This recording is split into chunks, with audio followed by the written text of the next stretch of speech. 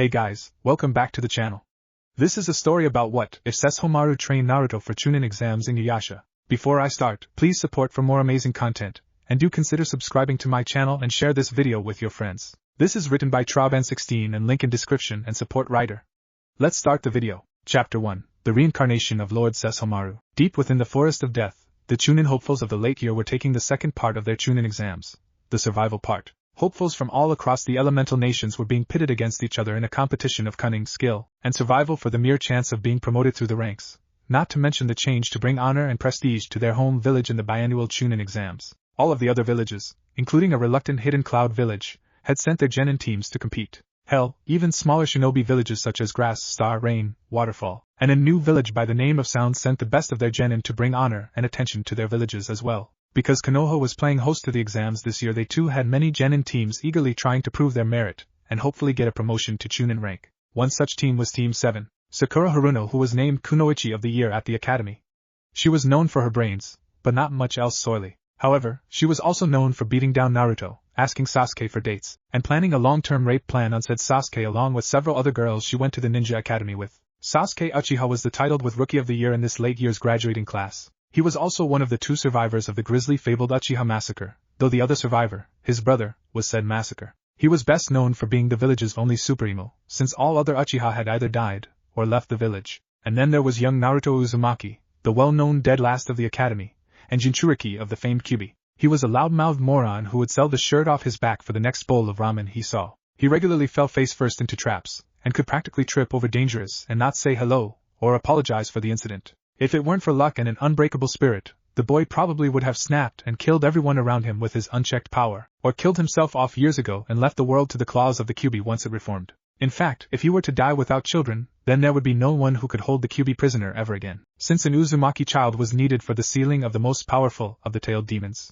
All of this has led up to the fact that today was just not Naruto's day, that his life sucked, and that everything about him was completely disastrous as he struggled against the stomach muscles of an overgrown snake summon. Seriously? That grass ninja chick couldn't have sent a cute little puppy to devour him? Why was it always snakes that ate him? Why, his 5th birthday and every one thereafter? A snake. His last checkup at the hospital, which was 3 months ago. A snake. While he was in the park last Tuesday? A snake. While he was eating ramen just this morning before the exams? A goddamn snake. Seriously, this was worse than his last C-rank mission in Wave, and that had a sword-wielding maniac with no eyebrows, a girl that said she was a boy, but everyone could tell she was a girl. And a midget terrorizing a country and sucking it dry of its money worse than a whore on Thursday. When he had come back home and told the others, they each took it the wrong way. He still never found what a fetish was, or they thought he was making things up. Thankfully Iruka-sensei had come bursting in to congratulate him on turning Zabuza good at the last second, and killing that midget Gato. After that Hinata fainted because he had been sleeping in a field and totally rapeable without her nearby. Ino because he had been in mortal danger from a girl with gender confusion. Oh, and because Sasuke was nearly killed too. And Kiba because Naruto had got a peek at a girl before him. Shikamaru, Shino, and Choji had only shook his hand and told him, better you than me, which he still didn't understand. Oh well, back to the matter at hand. Let me out, you overgrown garden hose. I'm gonna be the next Hokage, and when I am I'll kill you for this. Naruto yelled as he tried to keep the muscles from crushing him. If only he knew more jutsu, but someone didn't teach him any. Oh, when he got out a list of people were gonna pay, and they would wish that he only turned all their clothes pink and yellow again. Come on. It's really cramped in here, and it smells like the back end of a horse, Naruto yelled, and as if the large snake summon had heard him, and been offended by his words, the muscles compressed top him, and pushed him to lay on his stomach on the floor of muscular flesh. Naruto could practically feel the air being crushed out of his lungs. His vision blurred, even if all he could see was muscles contracting and dripping with stomach slime, but his vision blurred all the same. He began to panic, flailing about and clawing at anything he could just to move, to get out, to be at the ramen stand once again and find that it had all been a dream. He needed to get out. His vision faded, his eyes closed, and his body stopped its clawing as he laid still on the floor of flesh. This was the end of Naruto Uzumaki. Eaten by a giant snake. Oh well, it could have been worse. He could have been killed by Sakura. Wait, he wasn't dead. No, he wasn't dead just yet, because his throat was being crushed like it was trapped under a boulder. Naruto tried to open his eyes, but found that he could only clench them shut in the intense pain that was upon him. Is this what has become of me? A worthless human, and an incompetent one at that. How far down have I fallen? A calm, cold, and sneering voice said from just in front of him. It was so close that Naruto's eyes had to snap open to find this new person that could help him. Except, this new person was the one chocking him, and insulting him. The person was clearly one of those nobles that Naruto would always have to deal with when the old man wanted him to come to or stay in his office. The person before Naruto was a man dressed in the clothes of a war-fought noble. He wore a white kimono with a red honeycomb pattern on the edges, a large black breastplate connected to a spiked pauldron on the left, and what looked to be white fur on the right, matching white Sashinuki hakama that he wore for pants. His feet covered with pointed black boots. On the man's waist rested 3 different swords, which Naruto had no doubt were capable of being used against him and used far better than a simple well could suffice. The guy's face was that of a male, even if it was slightly girly. Markings on his face in the form of 2 purple streaks on each cheek reminded Naruto of the Inuzuka clan, and a matching purple crescent moon atop his forehead, all framed by silver hair that fell towards his waist. The thing that sent shivers of unease up Naruto's spine was the golden orbs that he stared into too deeply, as if the guy was looking directly into his soul and freezing it under a blizzard. Though the thing that really had Naruto on edge was the somehow familiar the aura coming off the guy before him was. It was almost the same as his own, but he could practically feel the cold indifference in the man's aura, whereas his own was said to be warm and compassionate. After what seemed like an eternity of just staring at one another, the man tightened his vice grip on Naruto's neck, and it was only then did he notice that the guy had actually relaxed it before trying to get Naruto's attention again by retightening it. Naruto stopped staring at him long enough to realize that he was lifted off the ground. I can't believe that the gods would dare insult me like this. It was probably a practical joke, making me into a fool. What is your name, boy? The calm voice demanded with authority, as he relaxed his grip so Naruto could speak. Naruto Uzumaki. Naruto answered as best he could with the man's hand around his throat. He spoke without any fear or stuttering as he began to glare at the man. The man raised an eyebrow at the cold glare the boy gave him, and allowed himself a small smile before he glared right back at the kid. Perhaps he wasn't as worthless as he had first thought. I am Sesshomaru Teisho Inu, Demon Lord of the Western Lands, and you, young Naruto Uzumaki, are my reincarnation. As such you will cease that foolish and detestable act of life now. Sesshomaru commanded as threw Naruto from his hand as if the boy were trash. Naruto, thanks to years of ninja training, was able to recover halfway in midair and flipped to land on his feet as he slid across the scene. Naruto's blue eyes lost their warmth and became as icy as the winter while he glared at the way Sesshomaru treated him. Listen here, Sesshomaru. I don't know what you're talking about, or what a reincarnation is, but no one treats me like trash, Naruto yelled at Sesshomaru, as the man merely returned to glaring at the boy. Did his stupidity know no bounds? You're a fool for wanting the attention of these humans, and for living among them as such a fool, Sesshomaru said calmly, hoping the boy would suddenly grow a brain and catch on to what was happening. What the hell are you talking about? Naruto yelled in confusion as Sesshomaru actually let out a sigh of annoyance. Apparently not. You've allowed those pitiful humans of this era to turn you into a moron that knows little to nothing without their help. You're weak, and as my reincarnation I shall not allow that. Sesshomaru snapped as Naruto almost flinched back at the cold sneer the man was speaking in. What do you mean?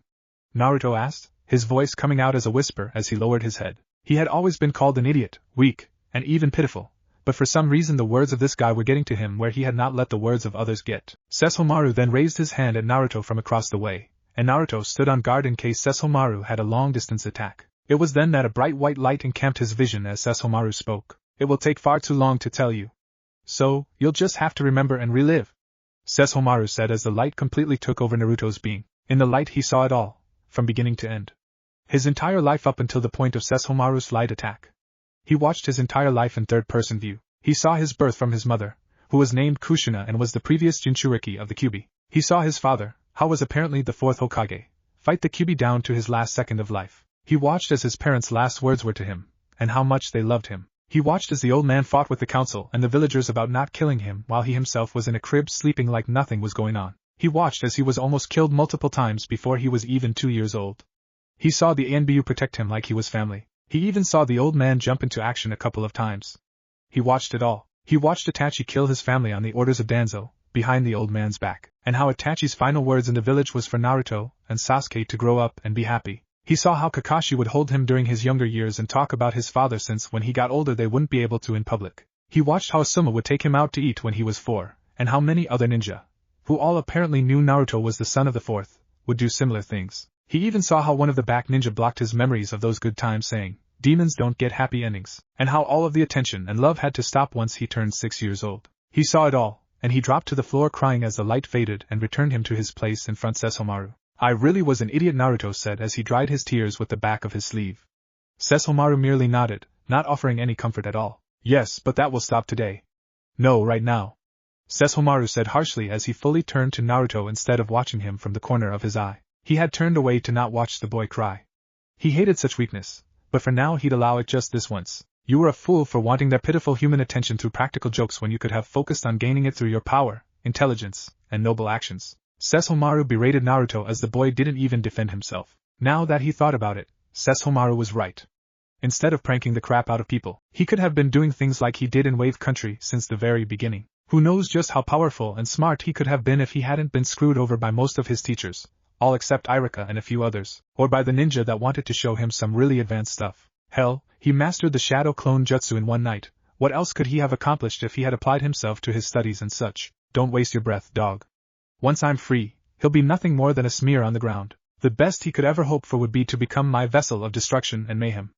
A dark and gruff voice said from the side of both males as a red glow began to appear. It continued to grow and morph until it took the full height and form of the Kyuubi. Naruto gasped as he looked up at the giant fox demon, but then took a look around and realized that the entire time he had been inside his own mind. How could he have not noticed that before? Was he really that much of a complete moron? A small voice in the back of his head said yes, and he replied for it to shut the hell up. Sesshomaru merely glanced back at the Kyuubi as he turned to it somewhat. This was the demon sealed away inside his reincarnation. While not as powerful as himself, or even that of his father, the fox demon was still far more powerful than his half-breed mutt of a brother. It would seem that his reincarnation would be even more powerful than anyone could have thought. Be silent, fox. I'll deal with you in a moment, Sesshomaru said as he turned back to Naruto. You do not command me, dog. I am the Kyuubi, the nine-tailed fox lord, master of all foxes, and lord of the eastern lands back in those times. Kyuubi shouted out as Sesshomaru turned back to him. Naruto wasn't sure what was going on still, but when Sesshomaru's aura started to pick up and became visible, he knew that the Kyuubi was about to be on the receiving end of an ass-kicking. The white of Sesshomaru's eyes turned blood red as his eyes turned dark blue, almost purple color, as he glared at the Kyuubi. The markings on him became even more visible and his nails turned to claws as he held up a hand to show them. I said be silent, fox, or should I silence you by ripping apart your throat? Sesshomaru said in a dark snarl as the Kyuubi made a sound. Naruto's eyes widened as he realized that the sound was a whimper, and not just any whimper. The fox had affected him his whole life, so he knew more about animals and the like more than even the Inuzuka clan of his village. He easily recognized the whimper as one of complete submission under an alpha. He didn't exactly know why he knew, but he'd stake money on the theory that it was because he and the fox were tied at the soul. The Kyuubi didn't say another word as it slowly began to morph once again. Naruto was sure that it was going to recede back into the depths of its cage where it once was, but he was completely shocked when it was transforming into a female. That was, if the breasts were any indication. Sesshomaru must have caught Naruto's evident confusion, not that it was that hard to miss, since he spoke up. Kyuubi, as both a fox demon and lord of them at that, is able to change its gender depending upon the gender of whoever is the more dominate in power. This is in order to mate with the more powerful being to ensure its own survival, and that of its race. Sesshomaru informed Naruto as Naruto merely nodded, still entranced by Kyuubi having boobs. So Kyuubi's a girl now? Naruto asked as Sesshomaru shook his head. The Kyuubi and all demons of its nature never had a definite gender. The Kyuubi stayed male this long because it was the most powerful being around, and as such would be male and domain whatever females were in the area. Since I am male, and more powerful than Kyuubi, it became female in order to submit to me and my dominance. Sesshomaru explained further, as Naruto nodded again. Well, are all the other tailed beasts like that? Naruto asked as he remembered overhearing someone talk about a one-tailed demon in the Chunin exams while they were walking to the Forest of Death. Yes, each of them is of that nature, except they are different than you. Those humans which contain the tailed demons aren't tied to their soul, meaning that their demons can affect them far more or less than Kyuubi does you. The first few may or may not be able to affect the gender of their hosts, but that is for you to find out. Sesshomaru said calmly as he pondered the thought. He was sure that each demon could change the gender of their host, all except for maybe the eight tails, but he wanted the boy to have something to do after he returned. And what better thing to than domain several hosts that spontaneously became female? What are you? Naruto blurted out as Sesshomaru gazed at him. He realized that he was still letting a fraction of his power out, and so he repressed it once more and turned back to normal. I am a demon lord, the highest class of demon. We were also known as Daiokai or great demons. A Daiokai is a very powerful type of demon that is much stronger and smarter than the common demons. Most Daiokai have extremely long lifespans, some are even borderline immortal less slain in battle. The most defining characteristic of Daiokai are our ability to remain calm in battle even if the situation is dire or their life threatened. Sesshomaru explained as Naruto grew more curious, stepping closer to Sesshomaru as he spoke. And yokai? Naruto asked as Sesshomaru sighed in annoyance once again, but this time more at the fact this knowledge wasn't common anymore rather than Naruto not having it. They are meager common demons. Nothing really special about them since most have no intellect, and blindly follow their instincts. Some of them are smart, but compared to the likes of me they are fleas to be flicked off my fur at any moment I so chose. Sesshomaru said as Naruto stood directly in front of him, gazing up at him with curiosity clear in his eyes. Are there other races, or clans, or whatever? Naruto asked as Sesshomaru nodded. Yes. There are half-breeds, like my younger brother. There are also spirits, holy beings like monks and priestesses, normal humans, and many more subcategories, but we shall not dive into them since most of them have long since died out. Sesshomaru said as he turned from Naruto and gave the boy a sideway glance. He felt very uncomfortable with the boy piercing him with the warmth of his curious cerulean blue eyes. It felt too much like Rin when she had been young and carefree. Naruto, however, was wondering why Sesshomaru had sneered out the word half-breed like it was a poison. Had his younger brother been against him or something? Or perhaps Sesshomaru was just against mixed bloods, or something like that. Hey, you said that you had been the demon lord of the West. What did that mean? Naruto asked, trying to get away from the uncomfortable silence that hung over them. Back in the feudal era of my time, which was about 9,000 years ago, there were very few ninja and many more demons than today. I took over the western lands of the continent I inhabited, and so I was proclaimed as the demon lord of the West. The other area, besides the south and central lands, were ruled by one being or another. The east was ruled by Kyubi back then as the Fox Lands, the north was ruled by a powerful holy monk named Saint Hakushin. The south was not ruled as a whole because of the various warlords and territories held there, so no one wanted the job of uniting them. It was ruled, however, by a powerful alchemist named Tosin, but he was killed by his most trusted servant Jin Ikimaru. The central lands were a place of neutrality. We of the lords would wage war there or in the southern lands if we ever fought, but those were few and rare between times. Sesshomaru said as Naruto nodded, only understanding the basics of what Sesshomaru was talking about. Nowadays those lands have fallen into what they are today. The very land your village is built on was once mine, but my region was split somewhat in two by an angered water god. Now your land is that of the east, but it was once all part of the lands west of the ocean. Sesshomaru said, his voice of indifferent reminiscence as Naruto watched him. It was then Naruto had a thought. If he remembered correctly, then reincarnation was the rebirth of a being. That made him Sesshomaru, and Sesshomaru him. Then that made Naruto a D-demon, even if it wasn't Kyubi. Naruto lowered his head as his expression became that of depression. They were right about him, they were right all along. What's with that pathetic expression? Sesshomaru inquired as he glanced at Naruto from the corner of his eye. The villagers were right about me, I am just a demon after all, Naruto said sadly as Sesshomaru scoffed at him. Naruto's head jerked up as he looked directly at Sesshomaru's raised brow. Don't you ever compare us to those filthy pests. We are far above them, and stand almost to the height of the heavens in comparison to those filthy humans as well. Don't ever be a fool in my presence again by such feeling sadness over the fact that you are a demon. Just because you're a full demon lord now doesn't mean you're comparable to that trash they know to be demons, or that which they think you are. Be proud, stand proud, and embrace that which you are. Sesshomaru said as Naruto stood there, shocked that a man like Sesshomaru would give him a pep talk, even if he covered it well with his talk of pride and nobility. Thanks, Sesshomaru, Naruto said as Sesshomaru scoffed at him once more. I was only speaking the truth. You are me, and I am you. I will not have my reincarnation walking about feeling depression over that which he should be proud of. Those humans and half-breed mutts should feel thankful and blessed to even have the chance to kiss at our pure demon-blooded feet, Sesshomaru said with a ghost of a smile on his face. Naruto gazed up at Sesshomaru with more respect and admiration than he did most people. Here was a man that would be proud of anything that he was, and would work hard to improve himself if he wasn't. Naruto's respect for the man grew in leaps and bounds just from his words. Naruto could tell that just because Sesshomaru was a demon, and probably killed way more than his fair share, that the guy was alright. He seemed kind, to an extent, smart, brave, and even compassionate if you knew how to see it. Naruto was sure that if he had been one of the people to serve under Sesshomaru, because he was sure that there were very few categories that Sesshomaru had besides servants and mutts, humans, and other lords, that Sesshomaru would have treated him with respect and fairness, again to a certain extent. Naruto then noticed that, as he looked at Sesshomaru's hole, that the ends of Sesshomaru's clothes were beginning to fade into specks of light. Sesshomaru himself must have noticed it too, because the demon lord cursed aloud as he narrowed his eyes at the part of him that was fading. Damn, I thought I had more time. Naruto, I am fading. I don't have much time, but know this. We are not exactly the same being even though you are my reincarnation. You have your soul and I have mine. My soul is leaving, but once I completely fade you will have everything that I once did in life. That includes my memories, intellect, abilities, powers, and weapons. Everything that was me will be you, but you will still retain yourself, meaning that you won't become any more like me than you want to. Sesshomaru said as nearly all his bottom half had faded. But wait! We just got talking, and now you have to go. Why can't you stay? Naruto asked as Sesshomaru smiled at him, actually smiled broad and kindly as he gazed down at Naruto. Naruto guessed it was merely because he'd be going that he actually allowed himself to smile so openly. You don't need me, young Naruto Uzumaki. I am you, and soon you will have everything that was mine. You'll find companions, servants, and maybe even a few good females to mate with. Sesshomaru said as Naruto blushed slightly at his last words. Yes, Naruto, you will mate, and with more than one. You can have as many as you wish to limit yourself to. I myself had but only 5 while my father had 37. You will have an alpha wife, such as my mother with my father, but after her you can have any female you wish to. Demon, half-breed, or even human if you wish. My first and alpha wife was a human woman by the name of Rin and the others were demons, so don't feel discouraged by my views on most. Okay, but will I ever see you again? Naruto said.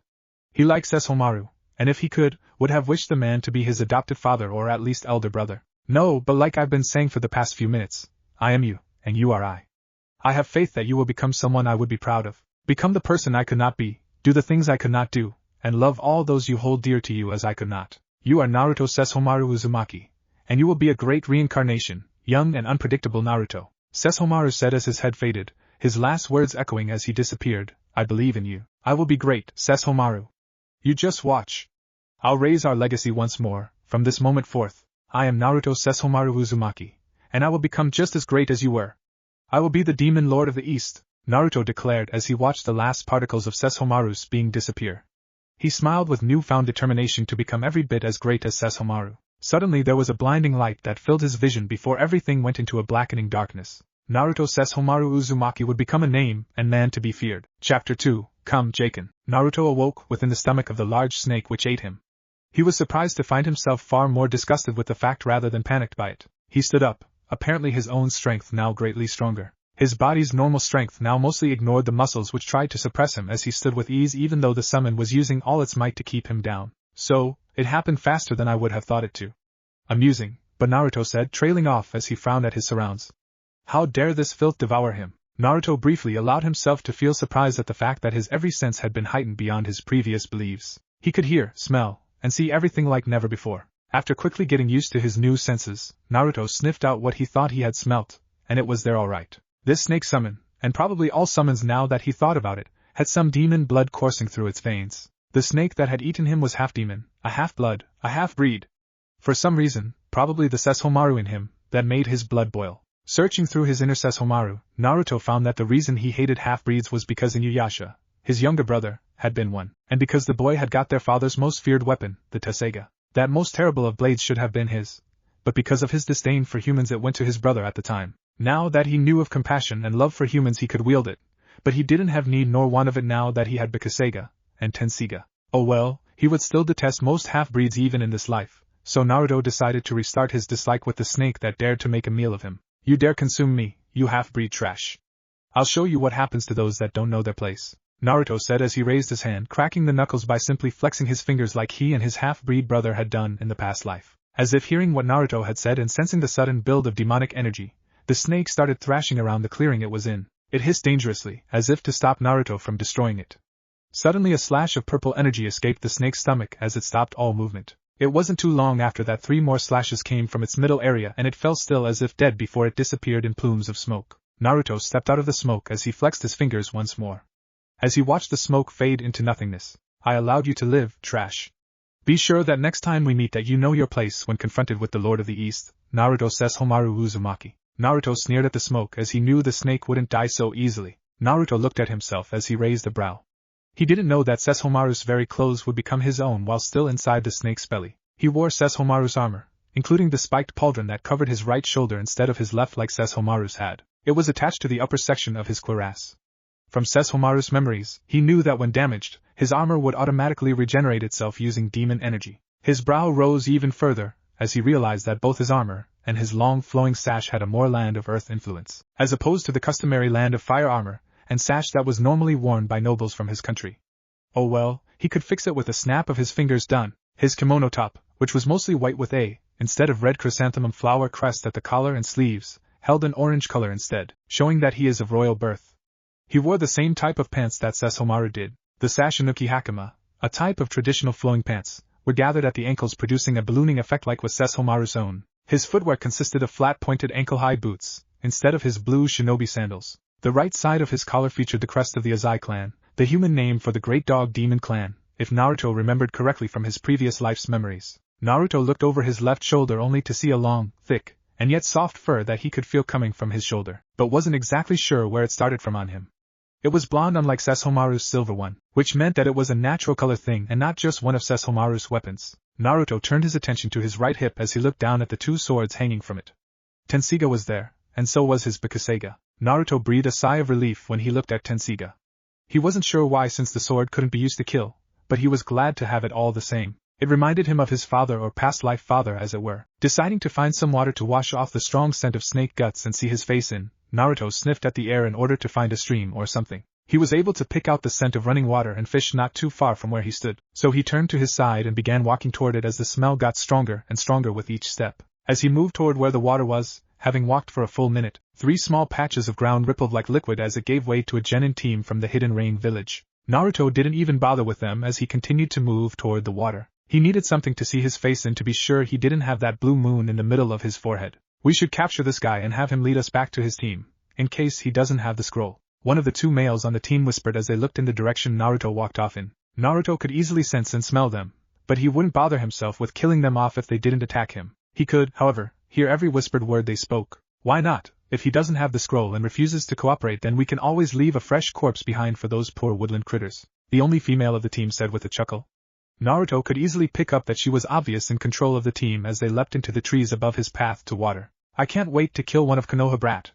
The last member of the team mumbled as they all picked up speed while suppressing their chakra as if Naruto still couldn't sense them. After walking some more, Naruto found the body of water he had smelt. It was a stream that ran naturally through the forest, and he was sure that it reached the center of the forest as well. He bent down to the water's edge, and washed himself and clothes using the water and his own demonic power, drying them in the same way. After washing and reclothing himself, Naruto sat at the water's edge to look at his changes, and he wasn't disappointed, but rather relieved that he didn't have a moon on his forehead.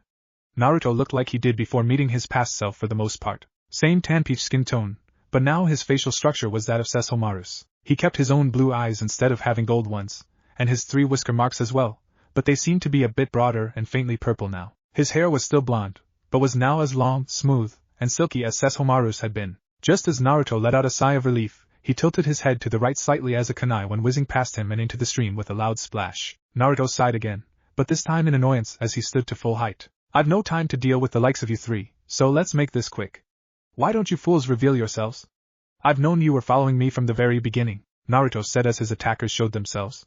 They had no problem rising up from the ground in battle stances a few feet away from him, all 3 smirking with confidence at their easy kill. Listen up, bud. Clearly you're at a disadvantage here, so why don't you just hand over your scroll? If you don't have it, then show us where your team is and we can take it from them. No harm, no foul, the female leader of the team demanded as Naruto turned his head to the side to glance at the foolish humans that dared challenge him. Why would I do that, girl? I don't have a scroll for you to take, not that you could even if I had one. Now begone, pests, Naruto replied calmly as he turned back to the stream to finish observing his reflection. The team must have been insulted by his words as he felt their chakra spike some after he turned from them. You bastard! Take this. One of the 2 boys growled as he blurred through hand signs and slammed his hands on the ground. Earth-style, mud dragon bombs. Naruto watched him passively, yet with a raised brow, as the dragon made entirely of mud rose from the mucky earth near the bank of the stream, and shot mud projectiles at him. The attack closed the distance between himself and the dragon quickly, slamming into the ground, creating a cloud of dust and debris as it broke up more rock and dirt in an effort to crush Naruto into nothingness. After about a moment of complete silence, the genin rose up from the ground with a grin. Nice going, Hakim. You just cost us a free scroll with that. The other boy complained as the female slapped her teammate upside the head. Fuck you too, there are other teams out there. Besides, the guy was all talk anyway, Hakim said with a cool scowl before smirking as they waited for the dust to settle so they could see the body. When the dust did settle, all that was left was the deep gouge that let water from the stream to pool in it. However, their opponent stood a few feet to the right looking completely unharmed. What the hell? There's no way you were able to dodge my attack. It hit was less than an inch from your face when it hit, Hakim exclaimed while shifting his gaze to his 2 teammates who just nodded in agreement, pulling out kunai in case they needed them. Amusing that ninja from the Hidden Rain would use earth jutsu, Naruto said coolly as he gazed at the 3 ninja. I'm feeling slightly compassionate today, so leave and take your team with you before I remove you from this world, Naruto replied while dismissing the entire Rain team as he turned from them. What the how dare you? Let's kill this Konoha brat together, Kazak, Nami! Hakim shouted in rage. He was nearly seeing red at the fact of being ignored by the weirdly dressed ninja. Hakim's teammates gave their nods as they all flew through hand signs at the same time. Earth-style, mud dragon bombs. Hakim yelled as another dragon erupted in front of him with its mouth open wide. Ninja art, rain of needles.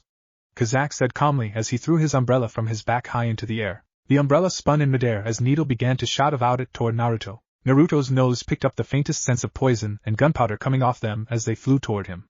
Exploding poison needles, that was new, water style, tsunami. Nami, the female leader, yelled as she slammed her hands on the ground, and a huge wave of water came from the stream behind Naruto, threatening to swallow him whole as he raised a brow at it. Tried dodging all of our strongest attacks combined, big man, Hakim challenged as all three jutsu collided where Naruto was standing with such force that the area itself shook as the three jutsu exploded on contact with one another. When the dust settled from that attack, the rain team stopped to admire their teamwork at dispatching a Konoha genin. Damn, that felt good, Kazak said as he exchanged a high five with Nami. Yeah, I bet that Konoha bastard is wishing he hadn't messed with us now that he's dead.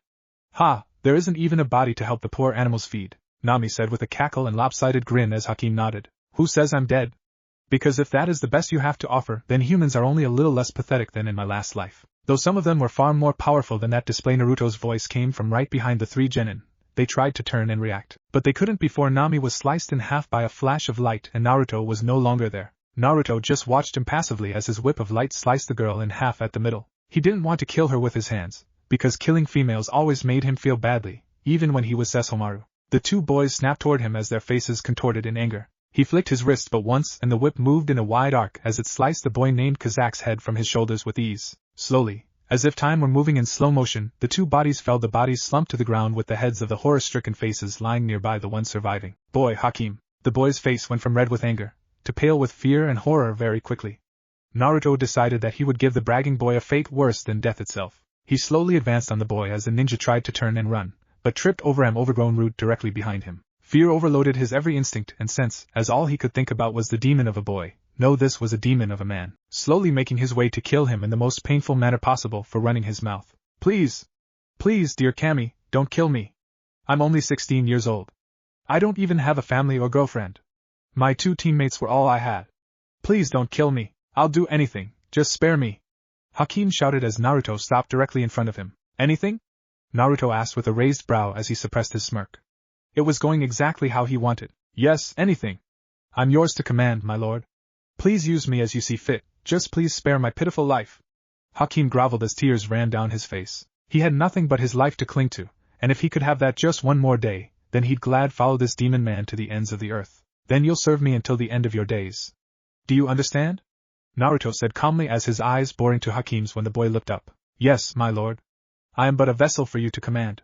Do with me as you will, Hakim said as he bowed lowly, his nose in the dirt as Naruto watched him with a raised brow. It reminded him of someone from his last life. Oh yeah, Jaken. What had ever happened to his favorite servant, an imp? Oh yeah, he had died in battle, but that didn't mean that he couldn't return, if he and Tenseiga had anything to say about it. Good, then you will serve me as you have always, Jaken, Naruto said as the boy looked up slowly in confusion. Hakim's confusion, and fear, only grew more once he saw that Naruto already had one of his swords out and was in mid-swing with it. The sword slashed him in two, but it felt like his soul had been cut and then resewn with new thread as he fell backward into the ground. There was no physical wound to be had, but the boy's mind and soul were forever changed as he got off the ground with the worst headache he ever had. Suddenly memories and mindsets that weren't his own flashed before him as another life was played through his mind. The worst part was that he couldn't stop anything that was happening to him as this other life seemed to weave itself into his very core. As he got up, all of this happening in the span of a few seconds, he knew everything and more of what he was, who he was, and who he served. Hakim said as he rubbed his head, but then he looked up and saw a sight that he hadn't seen in many years. True, he seemed to have changed in appearance, but there was no mistaking that aura, or those blades that rested at his right hip. Lord Sesshomaru, nice to see that you're awake, Jaken. A peaceful sleep, I hope? And it's Naruto now, Naruto said with a small smile on his face, though he never admitted aloud, as neither Naruto nor Sesshomaru, he had always held a soft spot for the imp. The demon had followed him literally into hell and back simply because of his loyalty. Plus, it helped that at some points along the way that Jaken was quite amusing. Lord Sesshomaru, what happened to you? You're human. And so am I. Oh, my lord, what has become of us? Jaken, now refusing to go by that stupid name, Hakim, said as he wept tears of disgust at being a pitiful human. Relax, Jaken. We may appear to be humans, but our auras and beings are still that of demons, Naruto said as inwardly sighed at the fact that Jaken would never call him anything but Lord Sesshomaru. Jaken nodded slowly as he started to remember some things. He then remembered the most terrifying thing of all. He had willingly attacked Lord Sesshomaru. He got back down on the ground, nose buried deep into the earth, as he groveled at Naruto's feet.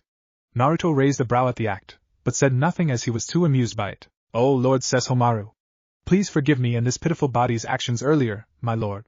Had I been in my right mind, I would never be so foolhardy to attack you, Jaken said as Naruto chuckled softly. Watching Jaken's new body grovel as it was amused him more than when Jaken had been a small green imp. The body Jaken had sported spiky brown hair with a strip of gauze covering his forehead. He carried an oxygen tank and an umbrella on his back. He wore a worn brown jumpsuit like most rain ninja, and blue shinobi sandals. He was also somewhat smaller than his teammates had been, standing a little more than halfway at Naruto's new height of 5 feet 9 inches. "Come Jaken, we're going," Naruto said as his nose picked up on the scent of that grass ninja girl. Even before he had changed, he had picked up her scent when she was near him from before the start of the second stage of the exams. It reeked of snakes, and something not human. Could that smaller scent be demon? No, it lacks the primal aura of a demon. It's like that of a half-breed, but still too diluted to be. Is it? No, it can't be, Naruto thought as he walked in the direction of the girl. His nose could tell the body was that of a female, but the scent wasn't. It was almost like that of the exam proctor, Anko, but Anko's scent wasn't nearly as foul as the one he was sniffing out from the girl who was truly not a girl. "Wait for me, Lord Sesshomaru," Naruto heard exclaim behind him as he didn't even bother to show himself. Jaken was behind him in record time since his new body was well trained in physical activities and ninja endurance. "Let's move fast, Jaken. I can sense those two I'm forced to call teammates fighting that snake being," Naruto said as he let his new sense of smell lead him towards his destination. He and Jaken took toward the trees as Naruto flew and Jaken hopped from tree to tree keeping pace. "This is most wonderful, Lord Sesshomaru. Now I'm able to keep pace with you and not be left behind," Jaken said as Naruto allowed himself a small smile. Jaken was so amusing sometimes, especially since he wasn't watching where he was hopping while he spoke and ended up imprinting himself into a rather large tree branch. All the while they traveled, Jaken just couldn't get over how much kinder and expressive Lord Sesshomaru had gotten as his reincarnation. Sure, some parts of him were the same, but some things about him had changed drastically. He talked more now for one, as he had been speaking about the reincarnation thing, but Lord Sesshomaru had stayed the same when it came to fury, as proven by the way he perfectly killed the 3 teams of ninja that had stood in their way of reaching wherever they were going. He knew, now more than ever, that Lord Sesshomaru may be kind, more openly now than in the past, but he was still a man to fear and respect. Again, now more than even in the past, they had arrived in a part of the forest that Jaken couldn't recall from his more recent memories. However, Jaken was glad he was with Lord Sesshomaru as he sensed 2 powerful chakras doing battle just up ahead. It seemed that Lord Sesshomaru wanted to see these 2 entities, or maybe just one of them. One was more than 5 times as powerful as the other, but when compared to Lord Sesshomaru, both beings might as well have been fleas like that blasted Myoga that had served that half-breed mutt inuyasha. As they reached the source of the 2 clashing chakras, Naruto glanced to the side as he smelt Sakura's scent of flowers and a slight perfume. He could clearly see the foolish girl, just standing there watching as Sasuke battled the grass ninja. He wasn't surprised that Sakura wasn't fighting, but more of the fact that she wasn't hiding since Sasuke was trying to protect her. It seemed that they had arrived directly in a break of the battle as Naruto stopped flying and landed on a low branch, Jaken landing and kneeling right beside him. "My lord, who is that foolhardy boy trying to fight the grass ninja woman?" Jaken asked since he was pretty sure Naruto held the answer. "That boy is Sasuke Uchiha, and he seems to be getting toyed with by the grass woman," Naruto said quietly as he surveyed the battle with cold, calculating eyes. Jaken expressed his shock with widening eyes as he remembered many things of the Uchiha clan. "I see," Jaken said as he too watched with interest. "So Sasuke-kun, shall we resume our little game?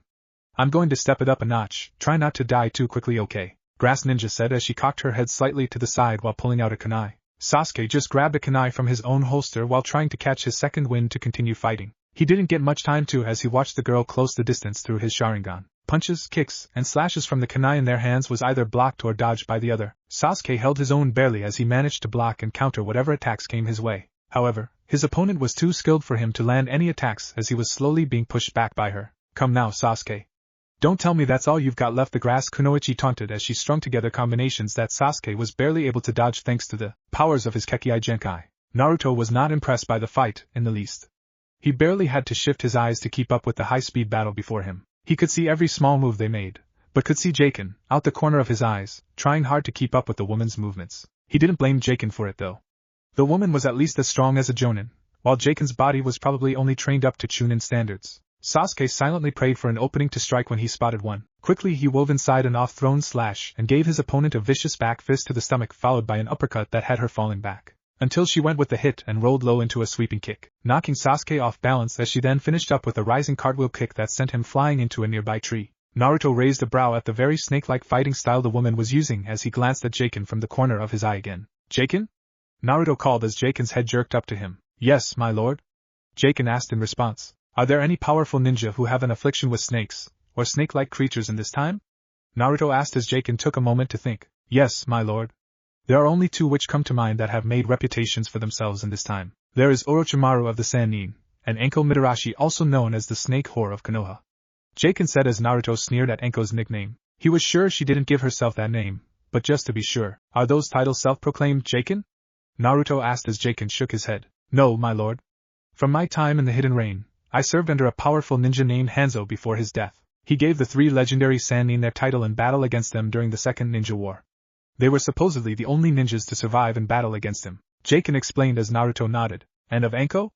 Naruto asked shortly as he continued to look at Jaken from the corner of his eye. It is more of a dark mark on her rather than an appeal to herself.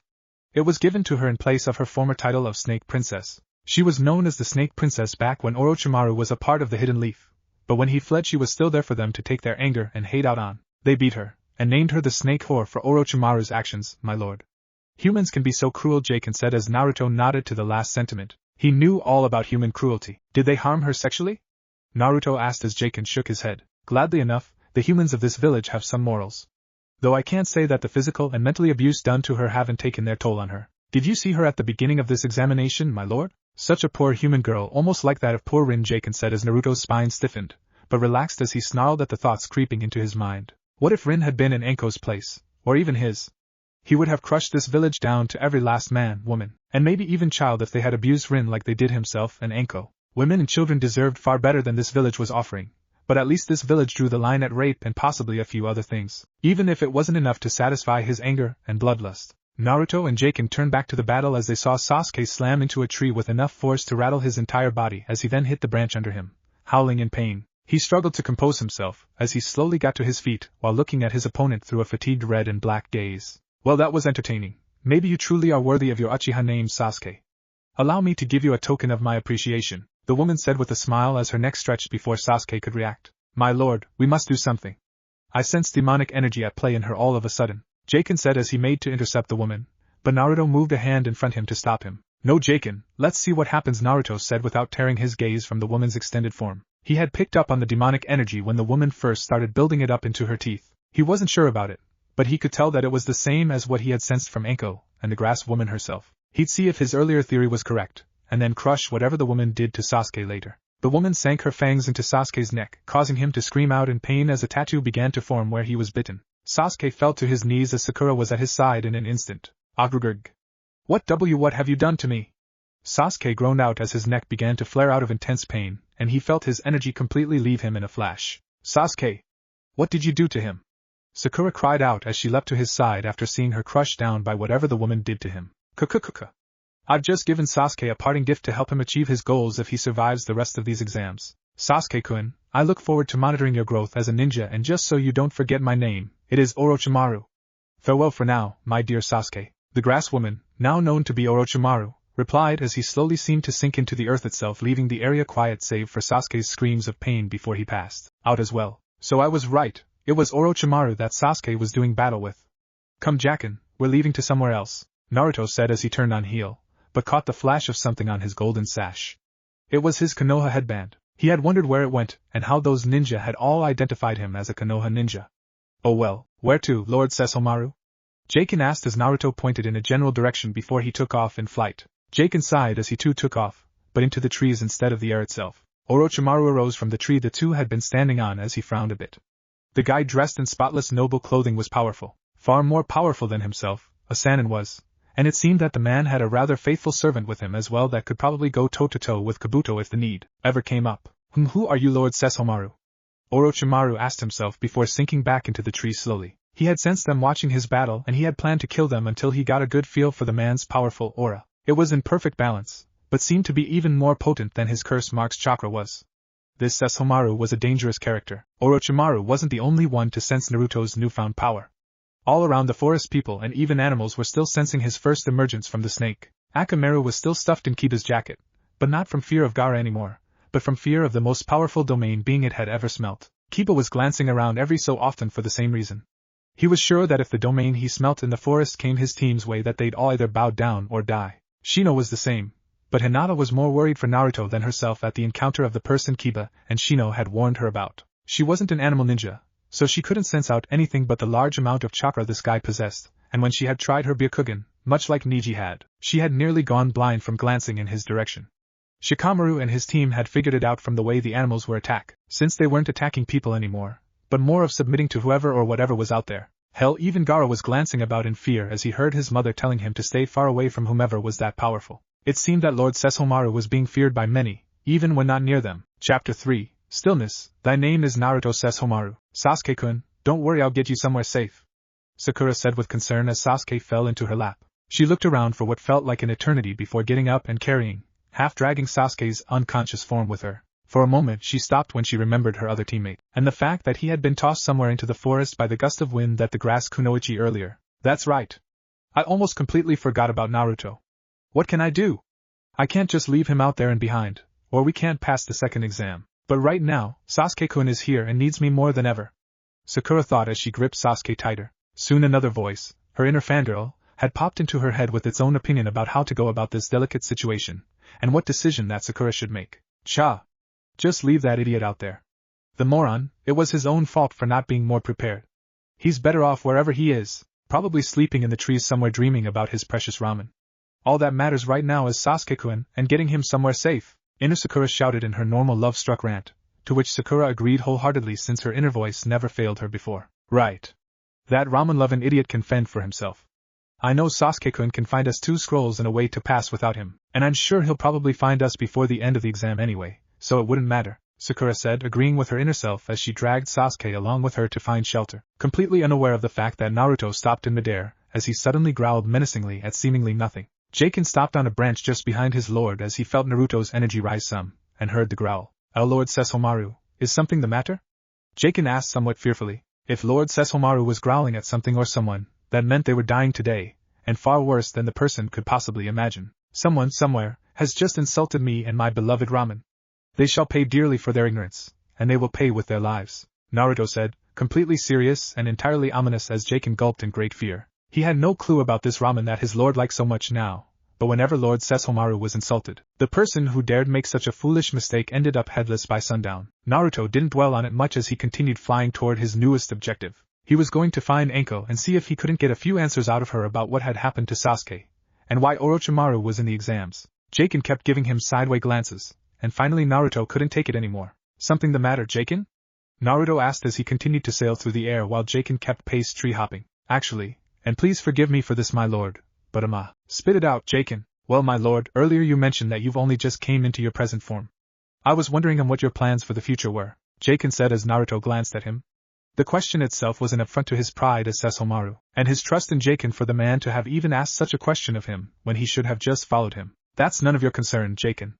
You are simply to follow while I lead. Naruto snapped before he even realized it. Jaken seemed to expect the answer, but seemed disappointed all the same. He seemingly wished that Lord Sesshomaru would have trusted him with more knowledge in this life than he had in the last. Of course, my lord. Please forgive me for not remembering my place, Jaken said somberly as he lowered his brown hair-covered head. Naruto sighed. He honestly hadn't been thinking about anything long-term other than the fact that he was going to take over the entire elemental nations. For now he was simply going to rely on the Leaf Village for a bit, before moving elsewhere and start building a name for himself. Then he'd take over towns, territories, and nations until he could have it all. In his time as Sesshomaru, he had simply inherited the western lands from his father after the man's death, but that hadn't stopped him from going around his land and crushing any signs of resistance or revolt. Naruto sighed again as he used his hand to move the strands of hair from his face. Jaken, I'm sorry, Naruto said quietly, the part of him that held Sesshomaru's immense pride hating the words as if they were poisoned. His own, as Naruto, wouldn't even allow the words to come out any louder. It was only thanks to his enhanced demon hearing that Jaken caught the whisper barely. Excuse me, my lord? Jaken asked in disbelief as he could have sworn he heard his lord and master for well over a millennia mutter an apology for the first time, besides to Rin. Forgive me, Jaken, for snapping at you. You've been a faithful servant for as long as I can remember, and have been with me for the longest of times. Even in death you answered my beck and call as I took you from the peace of the afterlife to serve me once more. You deserve to know that I have no plans set just yet, and that I am still thinking about how to go about obtaining my goal. You, Jaken, are a true loyal servant, and I am proud to call you my friend. Naruto said kindly as he looked at Jaken, having stopped to give his small speech. Sesshomaru, while never one to show any open emotions, had always considered Jaken a true friend, and Naruto had come to like Jaken's company over the few hours they spent together. The imp now ninja had teared up at Naruto's heartfelt words, wiping his tears away with the back of his sleeve. Naruto couldn't help but roll his eyes. Jaken could be so emotional sometimes. Oh, Lord Sesshomaru. I had no idea you felt that way. Thank you, my lord, for your kind and noble words. I promise to serve you better in the future. I should have known not to question your impeccable judgment. Please forgive me. Jaken wailed as he cried water spouts. Naruto merely chuckled mentally as he turned from Jaken and began to float off in Anko's direction. Come Jaken, we've wasted valuable time with this emotional nonsense. Let's go, old friend. Naruto said with a smile as he flew off without waiting for his loyal servant. He heard Jaken give an indignant cry of agreement, and glanced to his side as he saw Jaken right beside him, hopping through the trees with newfound strength and determination. Naruto merely chuckled to himself.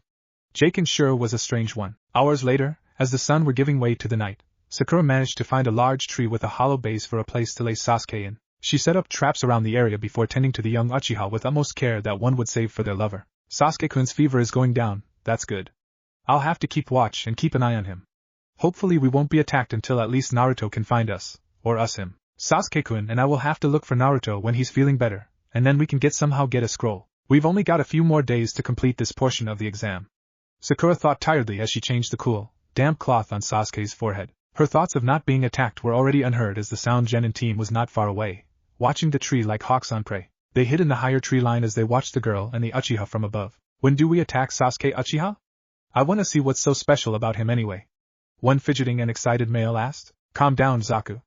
We'll strike when the girl drops her guard to sleep, but until then we will have to be patient. A second male replied, this one sounding far more at ease than the other. Humph, she doesn't look like much though, Dosu. Probably spends more time primping herself up rather than training. I agree with Zaku. The female of the team said with barely hidden disgust as she watched Sakura tend to Sasuke like a faithful wife to a husband. I don't want to wait, Dosu. We can take care of them right now. Right, Kin? Zaku all but shouted as he watched the tree with an insane gleam in his eyes. Kin, the female, made no moves to answer him as she was too busy sneering at Sakura's pitiful acts of devotion. If only the girl knew the pleasures of serving a truly powerful lord and master, like Lord Orochimaru. Geez, Zaku, why not just alert everyone to our position? The girl snapped, looking over to her brash teammate before continuing her hate of the pink-haired girl. Shut it, Kin, or I'll make you next on my list.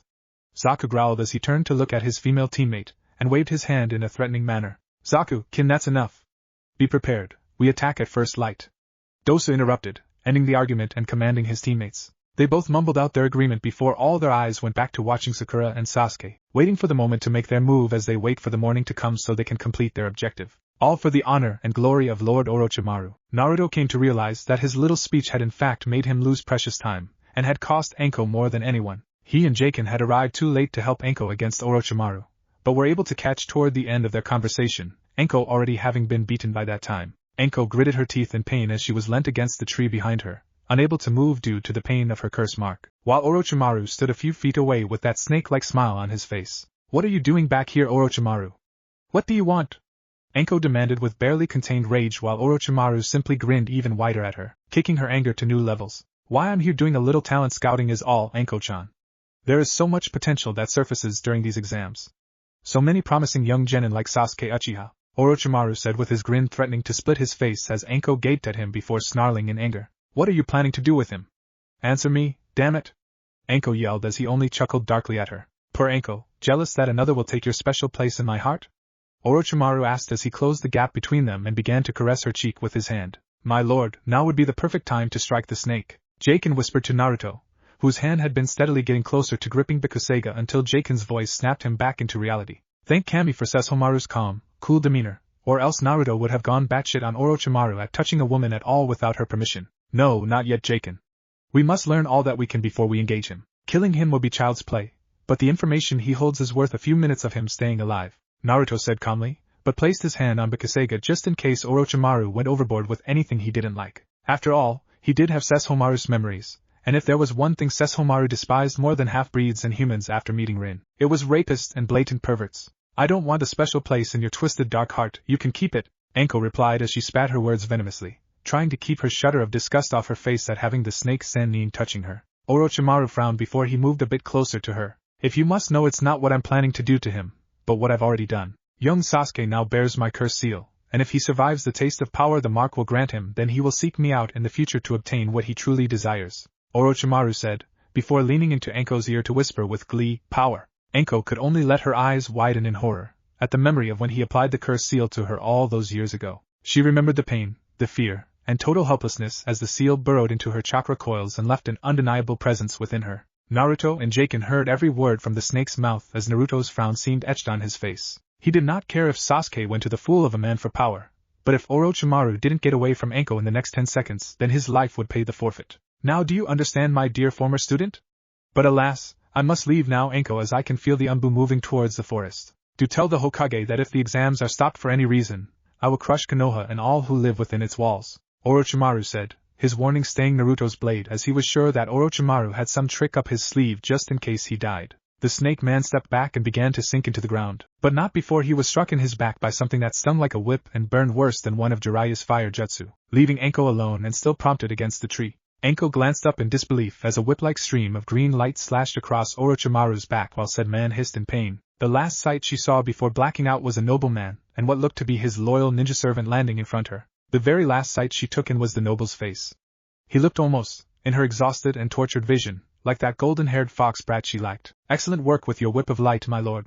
True, you were not able to kill that despicable human, but the wound you gave him will scar to his pitiful human soul and never heal. He'll have that for as long as he should live until you kill him, or he should get extremely lucky and kill you, which shall never happen, Jaken said as he and Naruto landed in front of Anko's prone form. Naruto ignored most of Jaken's words as he stared in suppressed anger at Anko. He couldn't fight the Sannin without knowing exactly what the snake-obsessed man was up to, and what the deal was with the curse marks. Thank Kami for his Sesshomaru patience, and calm. Heal her, Jaken. That mark on her neck is producing demonic energy, and you should be able to quell it better than I at the moment. Meanwhile, I shall see to my thoughts, and see what I can gather from both encounters with this Orochimaru, Naruto said as he turned away from Jaken's green glowing hands and stood gazing into the distance the opposite way. It seemed to him that Orochimaru had created some sort of seal that impeded demonic energy into the person in which he bit. Or was that his only means of placing this cursed mark onto others? The energy would then act as all demonic energy does, and try to balance itself with whatever energies were already within the body. Since half-breeds were already endowed with demonic energy since birth, the balancing would be natural. However, from his days as Sesshomaru to even now, humans were almost always killed in the end when they were given demonic energy. Plus, he wasn't sure how chakra would react with it either. During his time as Sesshomaru, he had seen humans die when they were normal and were suddenly given demonic power, so how would the chakra of today mix with it? He had seen it happen before with normal humans who wanted something they could not control. They almost always ended up dead. Luckily, he had figured out some time ago that it took a day yokai, a powerful yokai like Jaken, or a half-breed daihanayo like inuyasha to help balance the demonic and other energies within the human body. Inuyasha had done it when that human girl he married, Kagome, had taken in too much demonic power to protect the mutt. Jaken had done it for various humans along their travels together, and he himself had done it after learning from Jaken to help save Rin's teenage life after she absorbed the demonic powers of one of his more powerful, and apparently untrustworthy, dog demon generals. If his theory was correct, then Anko, and most likely all others affected by this demonic mark, could be helped by him and Jaken in gaining complete control over their curse marks. It would take Sesshomaru a few test tries on people of no matter to him, but he would be able to adjust the amount of demonic energy within the marks in order to sustain those he tried it on as half-breeds. On one hand, creating and increasing the world's population of half-demons disgusted him to no end, but on the other, it was helping keep good people sane, and if they were to try anything he could always kill them. Hell, he could probably even convince some of them to become his servants and followers, and if he was lucky maybe even a few mates. Such tough choices. I'm all done with her, Lord Sesshomaru. The poor dear seemed to have been in a constant influx of demon energy that caused severe pain, and even a powerful form of paralysis. She's quite lucky that Orochimaru didn't keep her in the state much longer, or she would have surely gone insane or died. Jaken said as Naruto turned back to him and nodded. Picking up Anko, he jumped high into the higher tier of the forest where animal life was far less active. He couldn't take the girl with him, but if he could ensure that she rested properly while under his own perfect balance of demonic energy, then she'd be more than fine to get to whatever help or station that she needed. Perhaps she'd even be grateful enough to tell him more of this Orochimaru later. Come Jaken, we're going to find the Uchiha and the girl. I wish to see what this curse mark is like in its beginning stages, and if it is reversible or such, Naruto said as he dropped in front of Jaken, not scaring the man because of his ninja senses, as he walked and took flight. Lord Sesshomaru? Since we're trying to make haste, perhaps you could fly me as well so that we are able to travel at top speed without me slowing you down, my lord, Jaken said as he fidgeted when Naruto stopped midair and turned to him. Naruto raised a brow as he looked Jaken over. Your form now is much too big and heavy to simply cling to my fur during flight, Naruto said as he remembered Jaken normally doing in their past lives. No, my lord. I know that, I was suggesting the key cloud. Remember? Jaken said as Naruto looked through his memories. Ah, yes. He did remember a sparkling red cloud of dust that could carry any and all that he wished. Staying still within the air, Naruto's feet began to give off the sparkling red dust that made up the cloud. It seemed to move behind him, and as soon as it had Jaken jumped on. Still being still, the cloud began to grow out and move as it sped through the forest in the direction that Naruto's mind wielded it to. Jaken breathed a sigh of relief as he sat against Naruto's legs while the cloud moved. No offense, my lord, but jumping about this forest all day and night is hard work. I just need to rest a bit, and then I'll be ready for anything, Jaken said as Naruto simply nodded, the smile on his face conveying volumes of amusement and mirth. Tell me, Jaken, what is the rest of the world like? The other countries, I mean, Naruto said as Jaken blinked. Well, the Hidden Rain has a new leader since Hanzo was defeated and killed. No one knows his true name, or even sees him, but we all know of his assistant. She is called Kami's Angel due to the wings she uses to see around the village and her beauty. Also, in the Hidden Rain it is constantly raining, but for protection purposes instead of natural occurrence, Jaken said as Naruto raised a brow. Really now? Naruto said, the last part quirking his interest as Jaken nodded. Oh yes, my lord. Each raindrop is made of chakra, and our mysterious leader is able to see all people who the drops fall on. The only reason I know is because I used to help with capturing low-level unwanted people as D-rank missions with my now-dead team. The fools, attacking you and thinking they could survive with their lives, Jaken said as Naruto chuckled inwardly. How about the other villages? Any information on them? Naruto asked as Jaken nodded. Yes, there have been much occurring these last few years. Like the rise of the Hidden Sound village in the land of rice fields, which is now being called the Land of Sound. No one outside the land knows how, but the village just sort of happened to come up overnight. Plus, it's been taking away jobs from the major 5 villages as well as the minor ones, Jaken said as Naruto's curiosity seemed to grow as Jaken spoke. Like? Well, for starters, it was taken missions from Waterfall, since they are next to become a top village if they ever get a real and permanent leader. Then it started muscling in on smaller villages' jobs to throw off suspicion. It wasn't even a full year before suddenly the Wind Daimyo began giving away missions from his own hidden village to the Sound. It wasn't a debated and 50-50 deal either, he just started giving all the high-paying missions to them directly. And that was why the Hidden Sound started to really become known, and why they're in this exam to begin with. Our spies in the rain tell us that the Otokage and the Wind Daimyo have become real good friends since even before the start of the missions. So as politics play it, the Kazekage of the Hidden Sand couldn't be outdone, so he too became friendly with the Otokage. It wasn't long before their villages began to do joint missions and the like. There were even rumors that the Sand broke off its alliance with the Hidden Leaf to join in one with the Sound and help it become a major village. Jaken said as Naruto narrowed his eyes. It's Orochimaru, Naruto said with obvious disdain as Jaken jumped at bit at his words. That snake, my lord? But how? Jaken said, not questioning his lord's theory, but curious as to how he came to the conclusion. A village pops up from nowhere, in a land that had no need for ninja, and then it becomes a force to be noticed in less than 2 years if I'm correct? It gains the attention of a major daimyo, and suddenly becomes friendly with the very village that it's taking good money from? It's obviously that filth, because he left a trail that was too snake-like for most to see, Naruto said as Jaken thought about it, and nodded in agreement. It's also obvious that the Hidden Sound and Hidden Sand are up to something together, but as to what I don't know yet, Naruto said as the cloud they were riding on slowed its pace some as Naruto sniffed the air.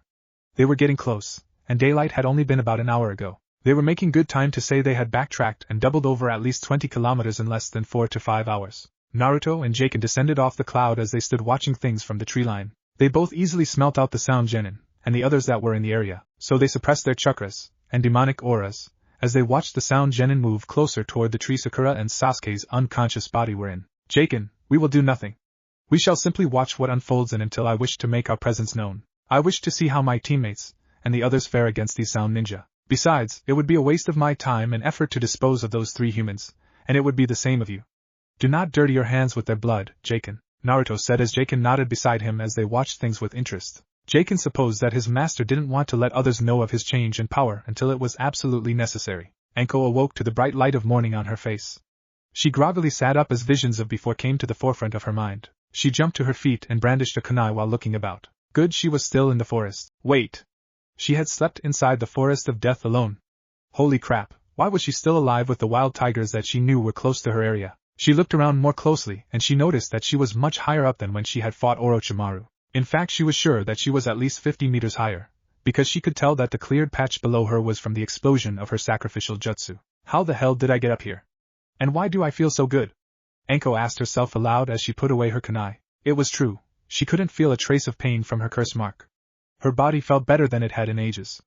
In fact, she felt almost 5 years younger, and for a girl like me, that makes me pretty damn young, Anko said, cupping her breasts as she thought they felt less heavy. Damn, are these things getting smaller?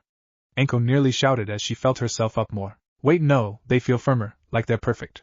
Hot damn, they do feel perfect. I can't wait to tell, Anko said excitedly as she bounced her chest around, but stopped as she remembered 2 guys landing in front her right before blacking out. Her eyes narrowed and her teeth clenched as she thought about what they could have done to her. But if they had done something, then why am I still the same? I mean, if they had done that, then I would feel some pain. I mean, I may talk like a horny slut, but I am still a virgin.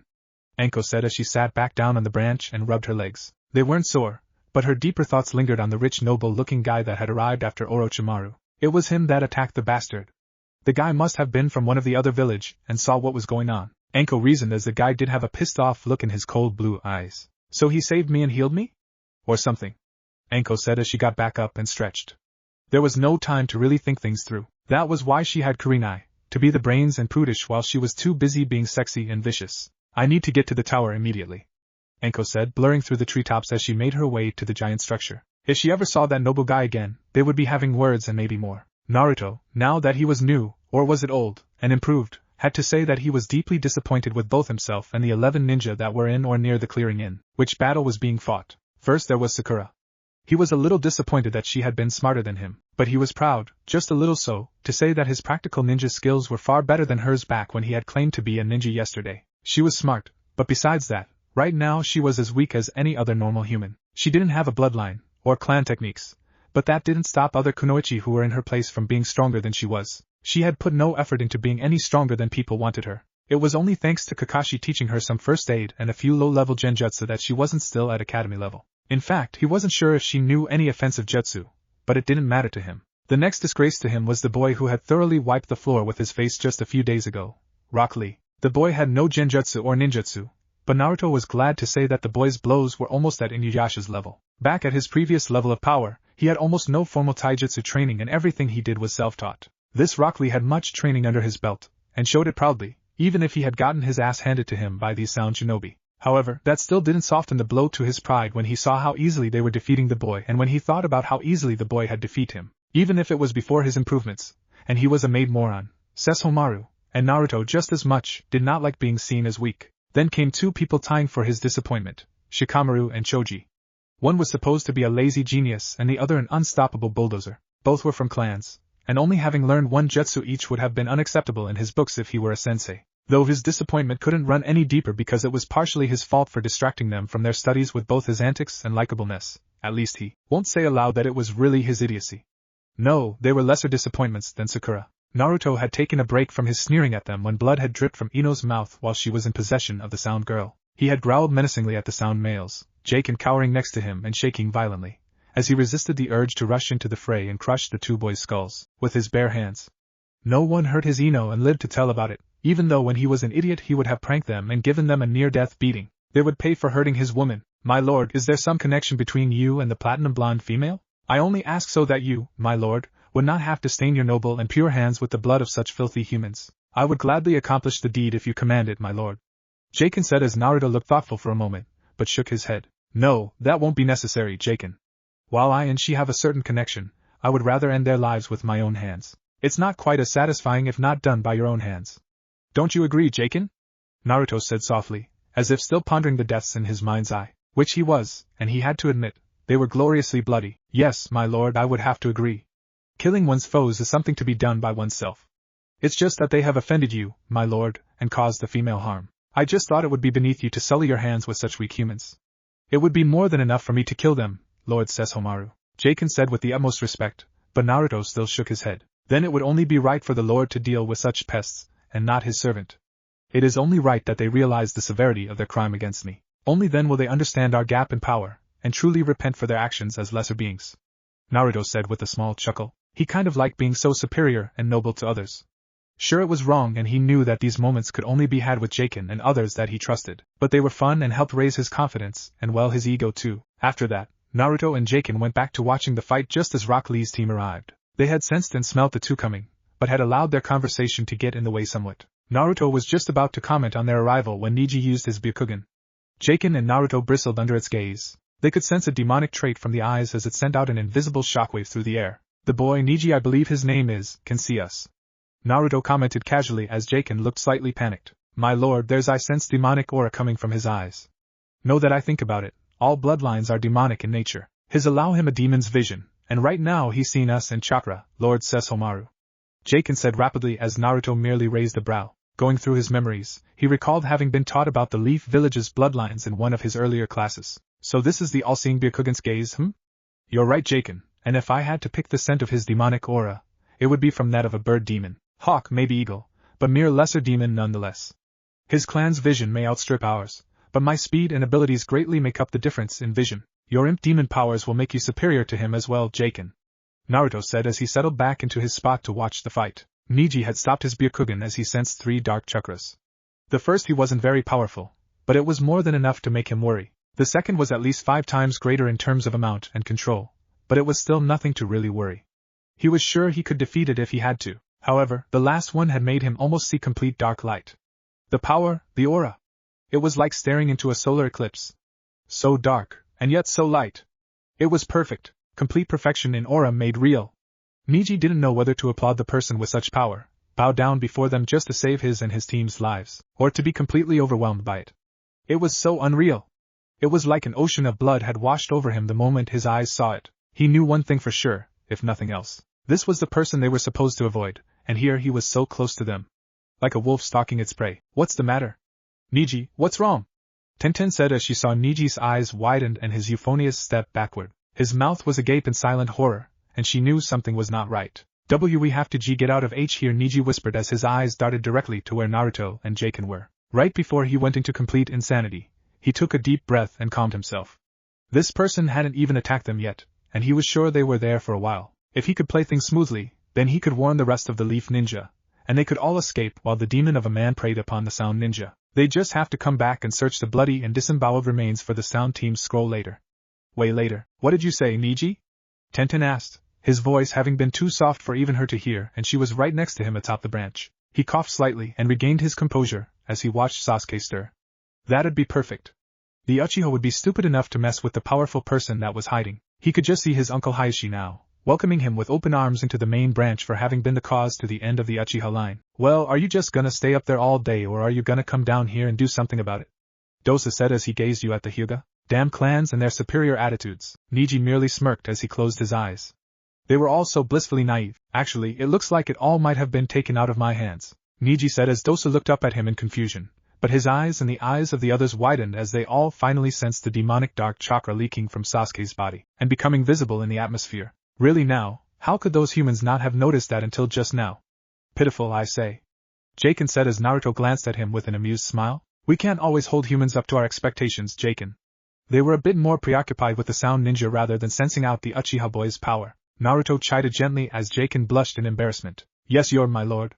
But still, such sloppiness is not accepted back in the Hidden Rain. One must always be aware of their surrounds, and all the foreign energies around them. Though some of our genin think they're above such lessons," Jaken said as Naruto chuckled darkly. "I think me and my team defeated such a team with those poor skills at the start of the exam, Jaken," Naruto said as he couldn't recall whether they had killed the team or not. Probably not, remembering that they hadn't actually killed anyone yet. Well, at least he had yesterday and twice even. Naruto was snapped from his thoughts when he felt the demonic aura coming off of Sasuke increase to its fullest. The tainted chakra enveloped Sasuke like a dark shroud as he awoke and stood at his full height. Glancing out the corner of his eye, he saw that Jaken was not the least bit worried, but rather disapproving. Jaken was shaking his head at Sasuke's antics as he sat with his legs crossed. Honestly, the boy is far too disgraceful. He has no control over the demonic aura at all, allowing it to rise to its fullest while he doesn't retain its true power. He's just using it all willy-nilly. At least that half-breed inuyasha knew how to control himself and reign in his power in the presence of humans. Just look at the poor things, shaking like leaves in the cold wind. The boy is brass and arrogant, my lord. Can we simply not do away with him? Jaken said like a mother scolding her child on manners. Naruto chuckled a bit at the image of a mother Jaken, but shook it away as he gazed at Sasuke while the boy spoke to Sakura about who hurt her. He knew those two would be together somehow, even if he did have a liking for her, though now his standards and likes were higher now with Sesshomaru's tastes coupled with his own. "No, we can't kill him, Jaken. This is what we were to observe. It seems that it really does give one the aura and markings of a demon, but not a high one. I would say he's in the power of a lesser demon right now. Let's see what else he can do," Naruto said, trailing off as Sasuke made an Avenger speech, and the stupid boy Zaku opened his mouth to tell Sasuke he was the one to hurt Sakura. Naruto watched as the other Leaf Ninja cleared the area for Sasuke and the Sound Ninja.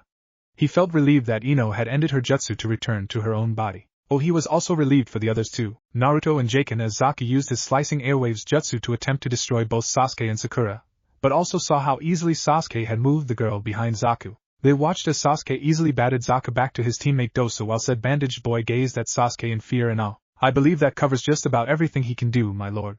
Enhanced strength and speed seem to be the extent of this power, Jaken said as Naruto nodded. Yes, but I feel as though there might be more, Naruto said as Sasuke rapidly went through hand signs in the blink of the human eye. Naruto saw each clearly and yawned as he copied them with a smirk on his lips. The bastard would have to be faster than that. Fire style, Phoenix Flower Jutsu. Sasuke yelled as he inhaled, exhaling multiple fireballs. My lord, are there? Jaken asked, trailing off as Naruto nodded. Yes, Jaken, there are shuriken in the flames, but it seems the one called Zaku didn't know, Naruto said, revising himself as Zaku realized too late what were hidden in the flames. Before he could whatever Dosu was yelling out, Sasuke was behind him. I think we've seen enough, my lord. The boy is obviously not in control of his power, and if he, Jaken said, pausing as Sasuke broke Zaku's arms and the boy howled in pain, goes any further, he may end up not knowing friend from foe. Jaken said as Naruto sighed and nodded. He hated it when Jaken was right, even if that was only once every lifetime. Yes, you're right, Jaken. Come, let's end this farce, Naruto said, standing up as he jumped down from their spot, Jaken close behind. It looks like you're the only one left, Sasuke said, leering ominously at Dosu. I hope you make things more interesting than your friend did, or perhaps I'll have my way with the girl, Sasuke said, turning his evil crimson eyes on the girl that was waking up behind Dosu. Dosu did nothing but move away as he picked up Zaku. If he only had to pick one, it would be Zaku. Besides, Kin was basically useless anyway, and only on their team because they needed a girl. She could be taken and Lord Orochimaru would give them another. Actually, I think I've seen quite enough of this pathetic display of power for one day. I have all that I need. Besides, I find it particularly disgrace to bring a defeated female into your fight. It's also disgrace to simply abandon the girl as well, and yet I still can't answer the question as to which act is more despicable. A calm, silk, yet dangerous voice washed over the scene as everyone's eyes were drawn to the regal-looking swordsman and his smaller ninja accomplice, both who were walking calmly onto the clearing, though the smaller man walked several steps behind the man with the swords. The man walked with such grace and power. He was like a wolf about to strike down its prey. They all knew then that he was the wolf, and they were the prey. With each echoing step he took, they could feel their demises growing closer and closer just from the cold, merciless look in his eyes. He walked like a predator, and they were his lambs to slaughter. They all watched the walk of Lord Naruto Sesshomaru Uzumaki, and they grew paler with each step. Chapter 4. The Deadly Walk of Naruto Sesshomaru. It looks like you're the only one left, Sasuke said, leering ominously at Dosu. I hope you make things more interesting than your friend did, or perhaps I'll have my way with the girl, Sasuke said, turning his evil crimson eyes on the girl that was waking up behind Dosu. Dosu did nothing but move away as he picked up Zaku. If he only had to pick one, it would be Zaku. Besides, Kin was basically useless anyway, and only on their team because they needed a girl. She could be taken and Lord Orochimaru would give them another. Actually, I think I've seen quite enough of this pathetic display of power for one day.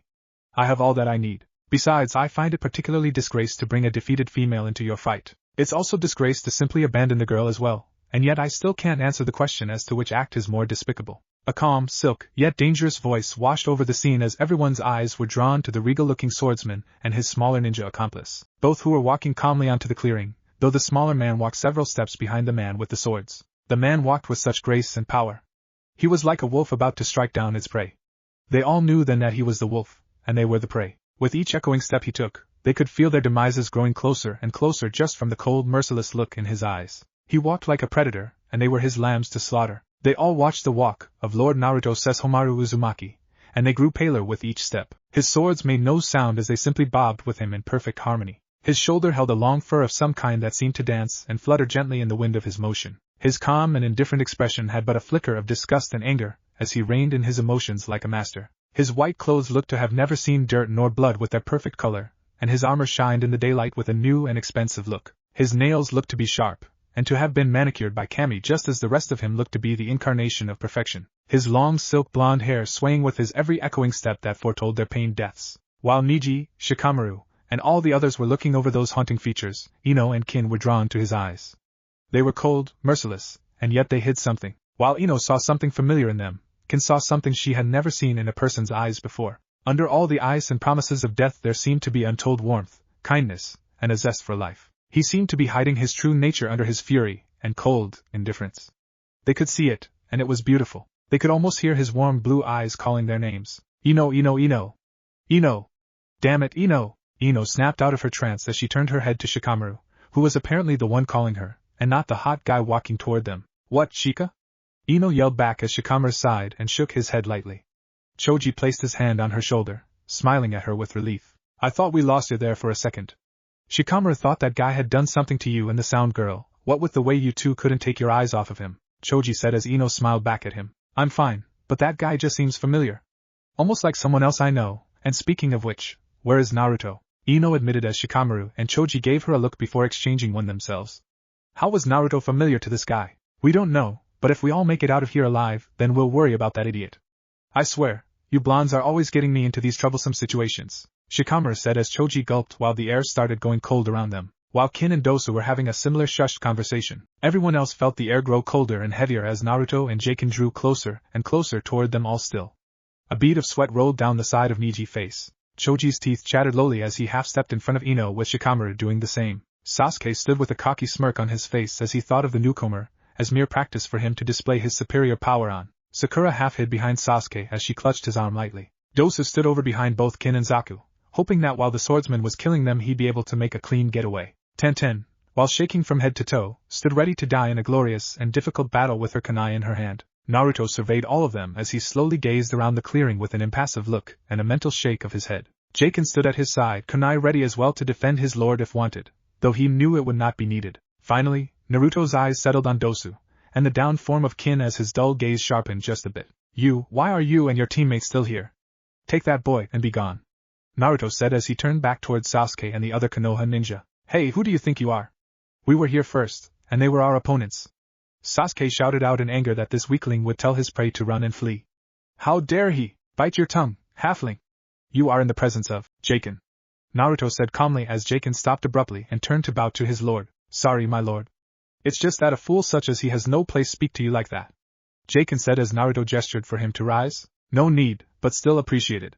Besides, there is no need to allow them to know anything just yet, Naruto said in a soft whisper as Jaken got back up with a nod. Hey, stop whispering over there, Sakura shouted as Naruto and Jaken turned back toward them. If Sasuke, though reeking of demonic chakra and power, could stand up to the girly-looking guy, then why couldn't she? Besides, Sasuke could take this guy down just like the sound team, right? Sakura, shut up. He will kill you, Ino harshly whispered at Sakura. The pink-haired girl had to have a death wish or suicidal dreams if she was messing with a guy whose chakra was faintly radiating off of him even though he probably wasn't aware of it. It sort of reminded her of Naruto, the way his chakra would bring out his eyes and make him glow every now and then. She really hoped Naruto was okay. He was her. Shut up, Ino pig, Sakura yelled as she pointed at the weird nobly dressed guy. Naruto, this guy has no reason to interfere with us. Also, he's not a proctor, participate, or even a sensei. He has no reason to be here, and he's annoying. Besides, it's 10 against 2. We can totally kick their asses. Oh, and what makes you say that? Naruto asked as he flexed his fingers, cracking his knuckles with the simple act. You may have plenty of chakra, but with the way it's leaking out of you, you must not have a lot of control. Trust me when I say, you probably can't use jutsu to save your life. I have an idiot teammate with roughly the same amount of power as you. Even though our sensei could teach him tons of jutsu, the moron has so little control over his chakra that if he was taught, he'd destroy the village by adding too much chakra and increasing the jutsu tenfold. Besides, it'd take years upon years for him to gain the proper chakra control to even do simple Chunin level techniques to the proper level, Sakura explained as most of the people around were in shock. Naruto had that much power. They knew his chakra was great, maybe even enormous, but to have so much chakra that even Jonin techniques are wasted was insane. He'd have to have Kage or Jinchuriki level chakra, and there was only one tailed beast that had ever attacked Konoha. And that was on Naruto's birthday. Huh! How the hell did they not see it before? Shikamaru and Niji facepalmed themselves as Ino and Tenten gasped. Choji dropped his arms to his sides, and his constant bag of chips fell onto the ground forgotten within his shock. Sasuke scoffed because he had known since the academy. Didn't mean that the idiot wasn't a dope, it just meant that he was an uncontrolled, uneducated, untrained moron of a lovable jackass. Rock Lee's eyes widened while the two conscious members of the sound team were glad the boy they saw earlier hadn't been here with this samurai. They were also cursing the fact that the boy wasn't there to go toe-to-toe with this samurai guy while they got awake. Naruto raised a brow at Sakura's explanation of Kakashi-sensei's not having taught him like her and Sasuke and their reactions to discovering his Jinchuriki status. Jaken seemed to grin as he watched the imp ninja out the corner of his eye. Was it because his greatest had caused their reaction, or had the imp merely become sadistic during his time in limbo? I see you mean young Naruto Uzumaki, do you? Ah, yes, I remember now. I believe that foolish boy was swallowed whole by a giant snake, though I do remember seeing him again later when he confronted and defeated 3 ninja. He seemed to have changed somewhat between the 2 incidents. What could have possibly caused such a drastic change in him? Naruto said in a quiet calm while the others stayed dead silent during his musings. You could have heard a twig snap right after his last word was uttered. Naruto had changed? And even more surprising was that the change was said to be drastic. Would he still be the same lovable goofball? Would he still be the kind-hearted guy they had all known? Ino wrapped her arms around herself subtly, though Naruto saw, as she thought over just how much Naruto could have changed. She wondered if he'd still. Dosu picked up Saku and beckoned Kin to follow him as he moved toward the tree line. He suddenly had remembered that this guy had told them to leave, and was praising Kami for his unyielding mercy and grace. As he made it to the first tree he looked behind him, only to see Kin standing in the shadow of the swordsman, while everyone else's eyes were impossibly wide. Wait, when the hell did the guy move? Dosu, who was trained to pick up any sound with a half-a-mile radius, hadn't heard this guy move 15 meters in the span of 3 seconds. Holy shit. Kin, run! Dosu cried out as he turned to run himself with Zaku on his shoulder, but was knocked back by a powerful hand. He and Zaku went down and skidded all the way back to Kin as the swordsman was nowhere to be. I thought I gave you a specific set of instructions, fool. A calm yet icy voice said as Dosu jumped up, only to see that the swordsman was where he was. How the hell? What are you looking at, boy? The voice so close behind him. Dosu turned around as fast as possible. There was the mysterious noble with a calm hand on Kin's shoulder, and a raised brow directed at him. Crap, he was so gonna die today. Nothing, your lordship. Dosu said as he bowed before the man, trying to appease the noble with his complete and utter submission. Just like a lamb about to be slaughtered. I'll tell you this but once more, be gone. I'll not dirty my hands with your disguising blood. Naruto said with a sneer directed at the bandaged genin. Wait, and shut up you. He's not going anywhere. Sasuke yelled as his curse marks spread even further on his body, and his chakra became visible again. Sakura let go of Sasuke and jumped back as her hands steamed with the burns of the Uchiha's dark chakra. She looked down at her hands, and saw that only a small part of them were badly burned while her bare palms received lesser burns. Dosu looked at Sasuke with fear as he remembered the Uchiha's presence. This was not turning out good. Lord Orochimaru didn't inform us that he gave the Uchiha his curse seal. Plus, now with this powerful noble here we'll die either way. This definitely calls for a tactical retreat. Dosu thought. The Uchiha was obviously going to kill him if the noble didn't wait. There was still one card to play in this high-stakes poker of life. He could only hope that it'd be enough. Look, you win. We can't beat you, Sasuke Uchiha. Let me gather my teammates, and we won't try attacking you again. You can even have our scroll, Dosu said, trying to convince Sasuke to let his team and him get away without further injuries. The noble raised his brow once more as he glanced from him, Sasuke, and the ninja that was his servant. Lord Orochimaru would want to know about all of these happenings, but they couldn't if the boy or the noble killed them. Drop your scroll, get your comrades, and leave my sight. Sasuke huffed out as he jerked his thumb at the catatonic Zaku and then at the forest behind himself. Scrolls, you say?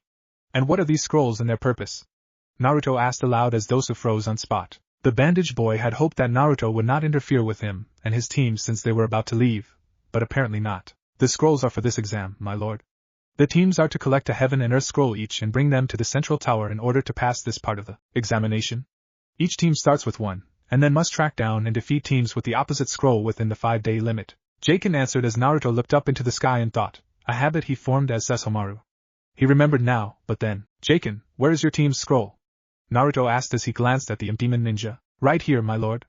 I've also been collecting the scrolls from the dead bodies of the foolish teams that stood in your way. I also have that former hindrance in this bag as well, my lord. Jaken said as he patted his pouch. It was a good thing that he had a storage seal on the inside of it, since they had more than 10 scrolls and Naruto's headband in it from after they had healed Enko. Thank you for being so thoughtful and resourceful, Jaken.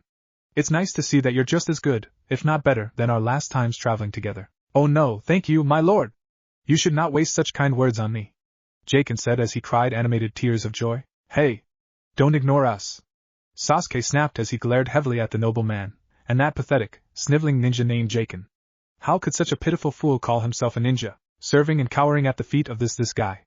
It was disgraceful and ruined the name of ninja everywhere. Oh, I had forgotten your presences for a moment.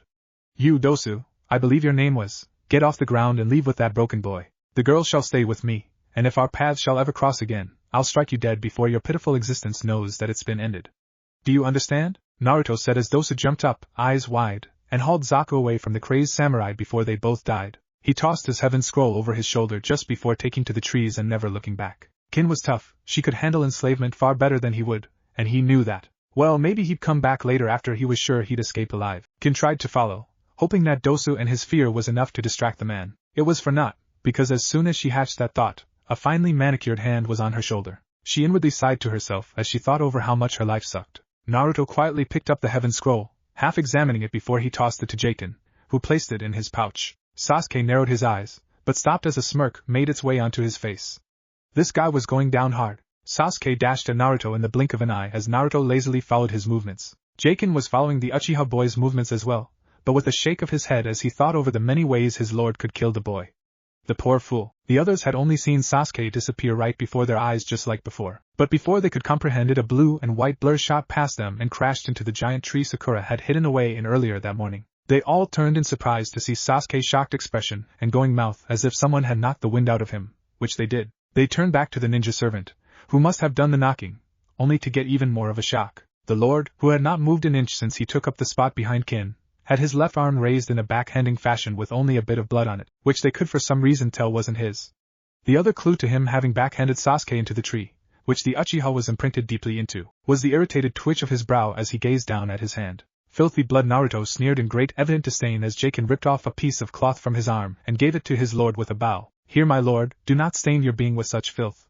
Jaken said as Naruto nodded and took the offered cloth with graduate, wiping away the blood from the back of his hand. Naruto turned his eyes back to Sasuke, glaring at the unconscious boy with mild irritation. The small feeling of safety the others had was quickly gone when the, apparently very powerful, noble lord turned his icy blue eyes onto them, making them feel like the weight of the world had crashed on each of their shoulders. Naruto watched them struggle with gravity as he flexed his hand, debating if some of them were worth breathing rather than dead. He had thought that with any god luck, he would only have blocked Sasuke's right hook and then counter with a blow of his own. He didn't, however, think that he would subconsciously move faster than Sasuke could and backhand him into a tree.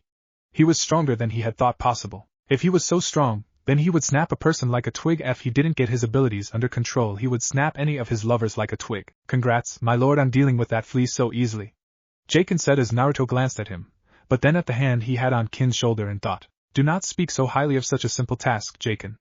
I didn't use my full might, and the blow I dealt the Uchiha boy was far too weak to be praiseworthy, Naruto said lightly as he watched Sasuke fall out of his imprint and hit the ground with a thud. Naruto was about to speak, but a smoke bomb was thrown into the clearing as Naruto and Jaken's eyes widened before they both calmed. It seemed that the boy named Dosa had returned, but what he doing back? Naruto felt, because the smoke screen effectively blinded his nose and eyes as Kin was jerked from his light hold and snatched away. While he did feel incredible anger at it, he calmed himself as he entertained thoughts of killing both sound boys later before he ravished the girl, who would then become his faithful servant. Niji, who was using his Byakugan, saw as the Dosa guy snatched the sound girl from the noble's hold and sneaked away like a bandit in the night. However, he saw something that chilled his spine. The noble was smirking at Dosa's retreating form as the boy got away. The guy was so gonna die now. Ugh, my lord! Allow me to go after the ones that have done this. Jaken offered through coughs and wheezes. No, Jaken, there will be no need for that. Our paths will cross again soon, and then I shall crush them myself, for they will both live and make it to the tower, or they will simply die at the mercy of those in the forest, Naruto said calmly as the smoke died away, but mentally added the fact that Kin would live due to him having covered her with his aura the first time he stood behind her. The others looked freighted by the mere thought of the noble before them beheading someone with one of the two swords resting at his side. Naruto turned his gaze to them as chills ran down his spine, their minds reeling as they thought over their possible untimely deaths. Beside them, Sakura gave a gasp of breath, and when they turned to see what was wrong, she was falling forward in the arms of the noble that they had just seen in front of them. Sesshomaru flicked off a kunai at him, but it seemed to only phase through him. At that same second the mirage disappeared, as did Sakura. They looked about the clearing and saw the noble pick up Sasuke's unconscious body. Kai! Sesshomaru said as Naruto turned to raise a brow at him. What are you doing? Naruto asked as he threw Sasuke over his shoulder to rest there while Sesshomaru sighed to himself. So those movements of yours are speed alone. That makes it way less troublesome, Sesshomaru said as Naruto nearly let a grin on his face. He adjusted Sasuke on his shoulder at high speed, but heard gasps as the others watched him. They had seen him move, and the afterimages moving behind him like stilled movie clips that disappeared in quick successions. Sesshomaru smirked as his thoughts were proved right. The guy moved fast, but he wasn't that fast. The noble was far faster than him, but from what he had heard of the Lee guy's true speed, this noble was probably just a bit faster. They really needed to get away if this guy could still move so fast, even with him carrying two people. Naruto mentally smirked as he watched a frown form on Shikamaru's face. He had found out with his strength that he could carry just about anything with ease. His two unconscious teammates were as light as feathers in his hands.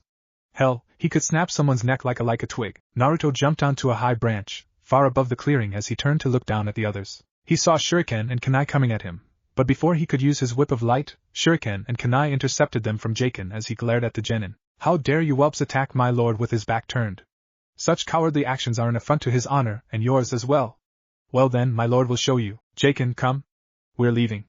Our business here is done, Naruto said as Jaken flinched at the undertone anger in his voice. Naruto jumped, far and fast, though Jaken knew his lord had flown, away from the eyes of everyone in the clearing, though Jaken was still fuming in anger.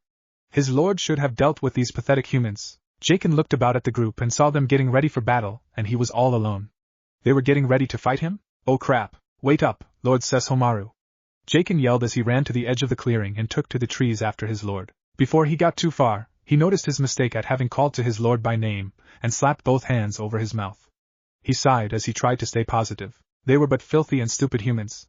Surely they wouldn't have noticed, or even really heard him, right? Jaken was so very wrong, because a true ninja paid attention to everything around them. That was why both teams 9 and 10 were frozen in place at the name of Jaken's lord and master. The nobleman that had backhanded both Sasuke and Dosu, the one who made them feel as if a blade was at their throats just by looking at them, the very one whose aura felt cold and demonic, was named Sesshomaru. They knew now that they never ever wanted to cross paths with this man ever again on unfriendly terms. After all, would you want to mess with a man whose very name meant killing perfection? Far, far away from the Chunin exams.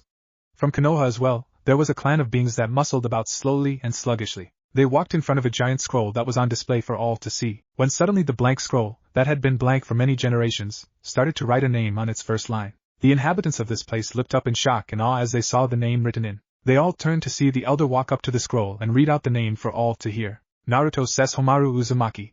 The elder said with a madman's cackle. The inhabitants shouted with glee and jumped for joy at the name. Finally, they had a commander.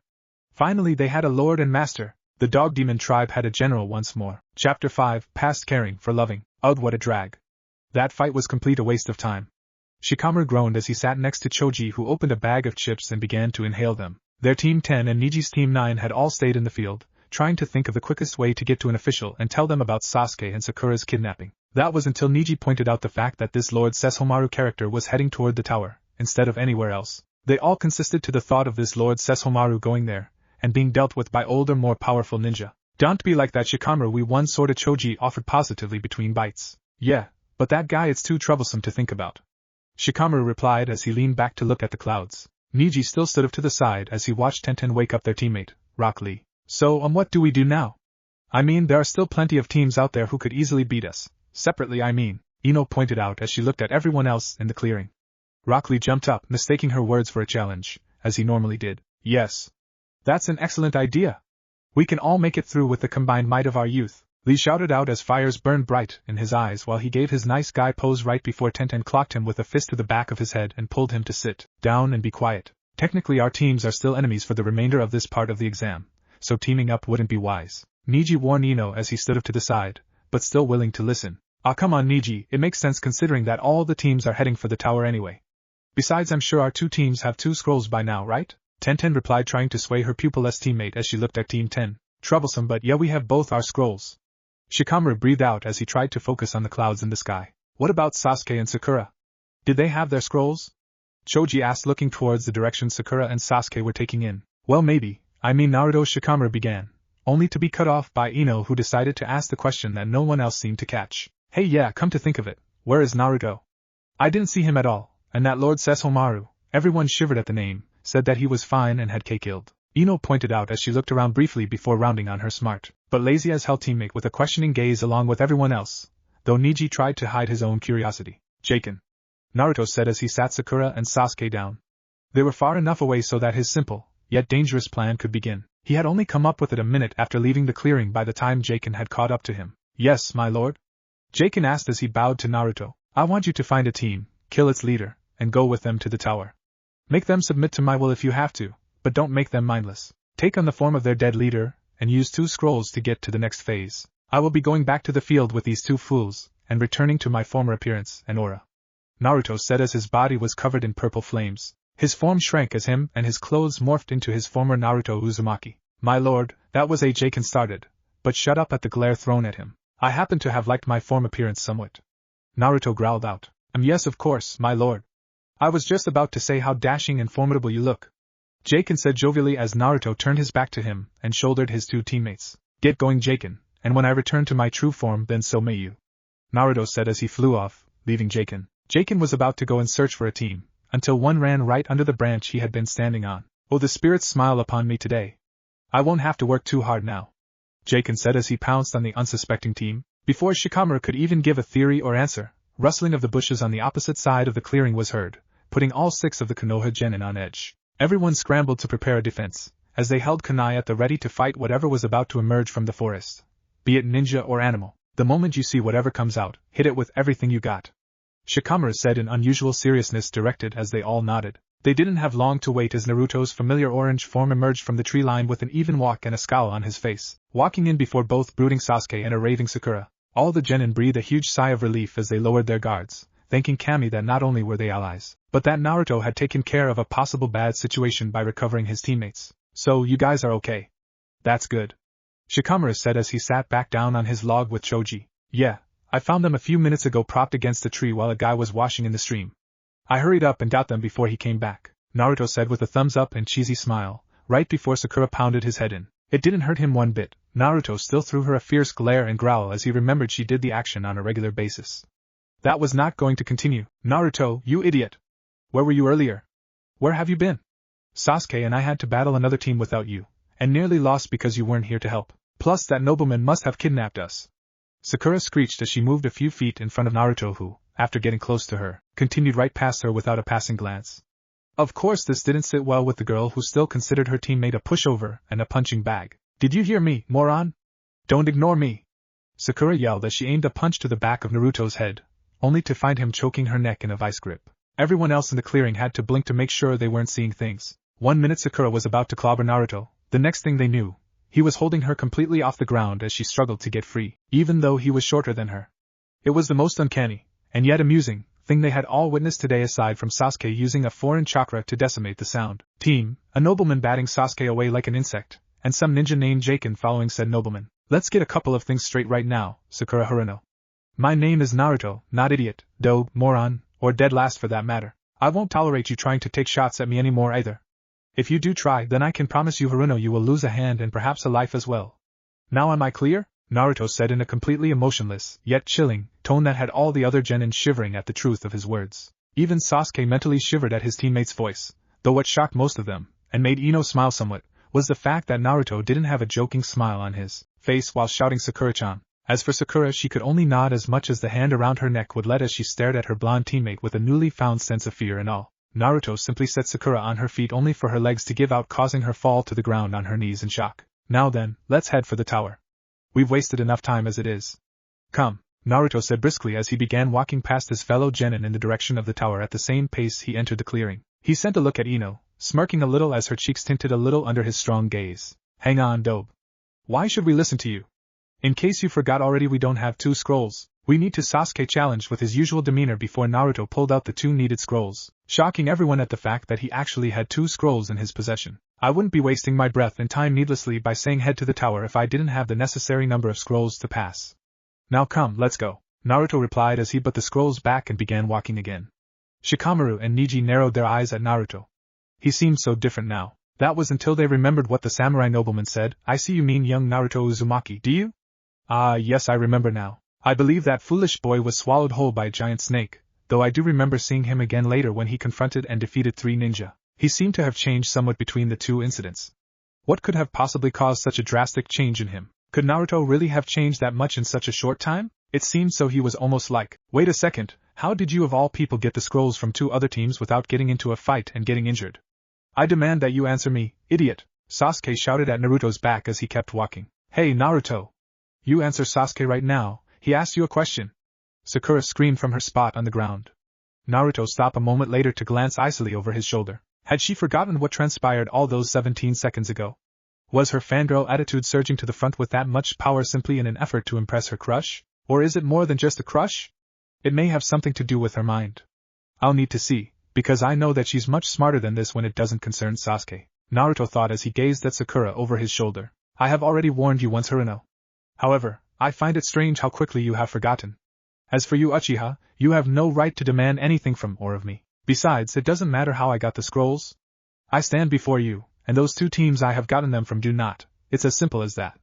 Now come, let's go, because if you have enough energy to question and argue with your mouths, then you have more than enough to move your legs towards the tower. And believe me when I say that I will leave you in this forest with no hope of passing these exams this year. The choice is yours, Naruto replied as he resumed walking, not even sparing a backward glance to his 2 teammates, or the others as they were still standing in the clearing, looking at his retreating form. Whoa, now that was harsh.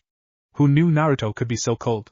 It's unreal, Choji said while still eating away at the chips. Something tells me that he's going to be incredibly troublesome from now on.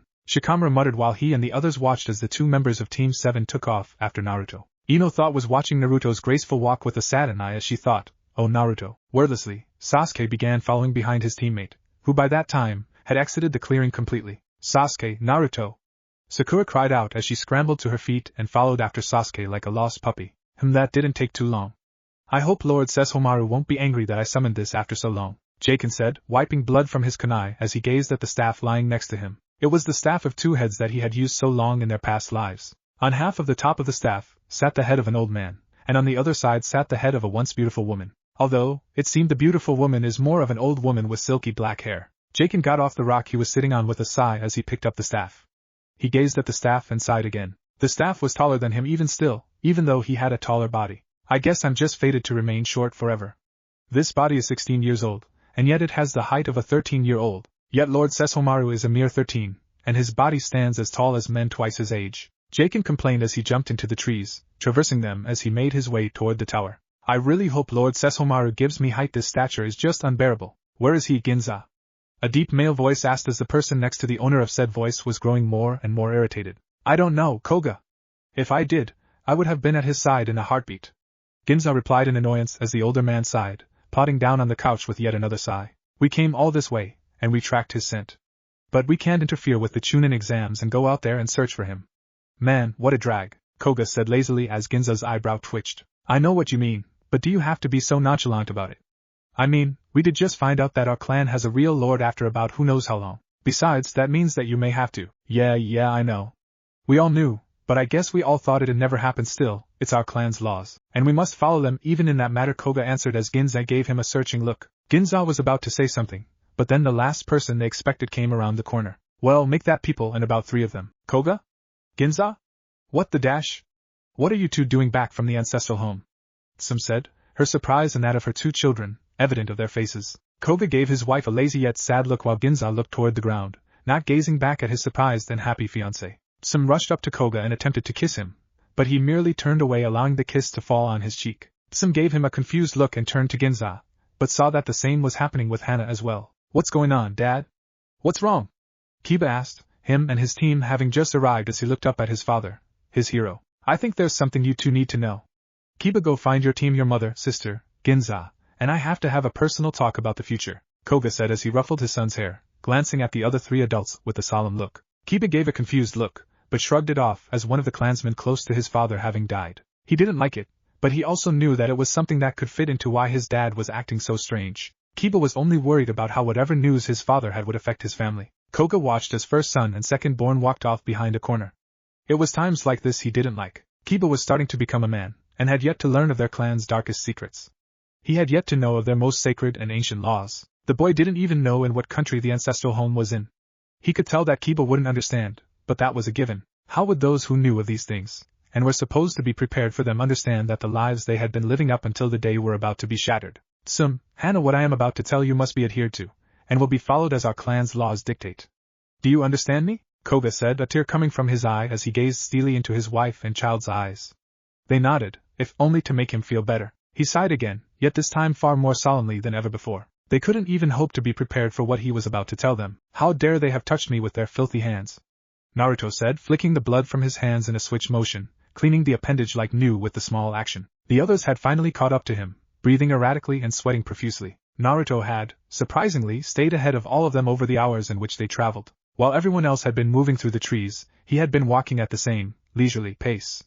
They couldn't even fathom how his was doing it. That strolling he seemed to be doing somehow kept him ahead of all of them, regardless of how fast they were going, and Lee had began moving very fast after seeing so. Yet and still, Naruto had walked far ahead of them, and now apparently killed this Rain Village team before they even got there. Naruto, walking like an open challenge to any that wanted to try him, continued on his way toward the tower in peace. Niji and the others, who hadn't been that far behind Rock Lee, merely watched him walk off from them again, as it seemed that Naruto had decided to simply get this part of the exam over with. Soon, rather than later, an annoyed Naruto was tapping his foot in front the tower gates as Sasuke and the others landed in front of him. It had taken them a little time to catch up to him, but his appearance of being annoyed showed that some parts of Naruto, the really impatient ones, would never change. When the group got inside the doors, they came face to face with a large board that held a riddle on it. While everyone else struggled to figure out what it could possibly mean, Naruto got annoyed at their lack of brain functions, and simply snatched the scrolls away from them all.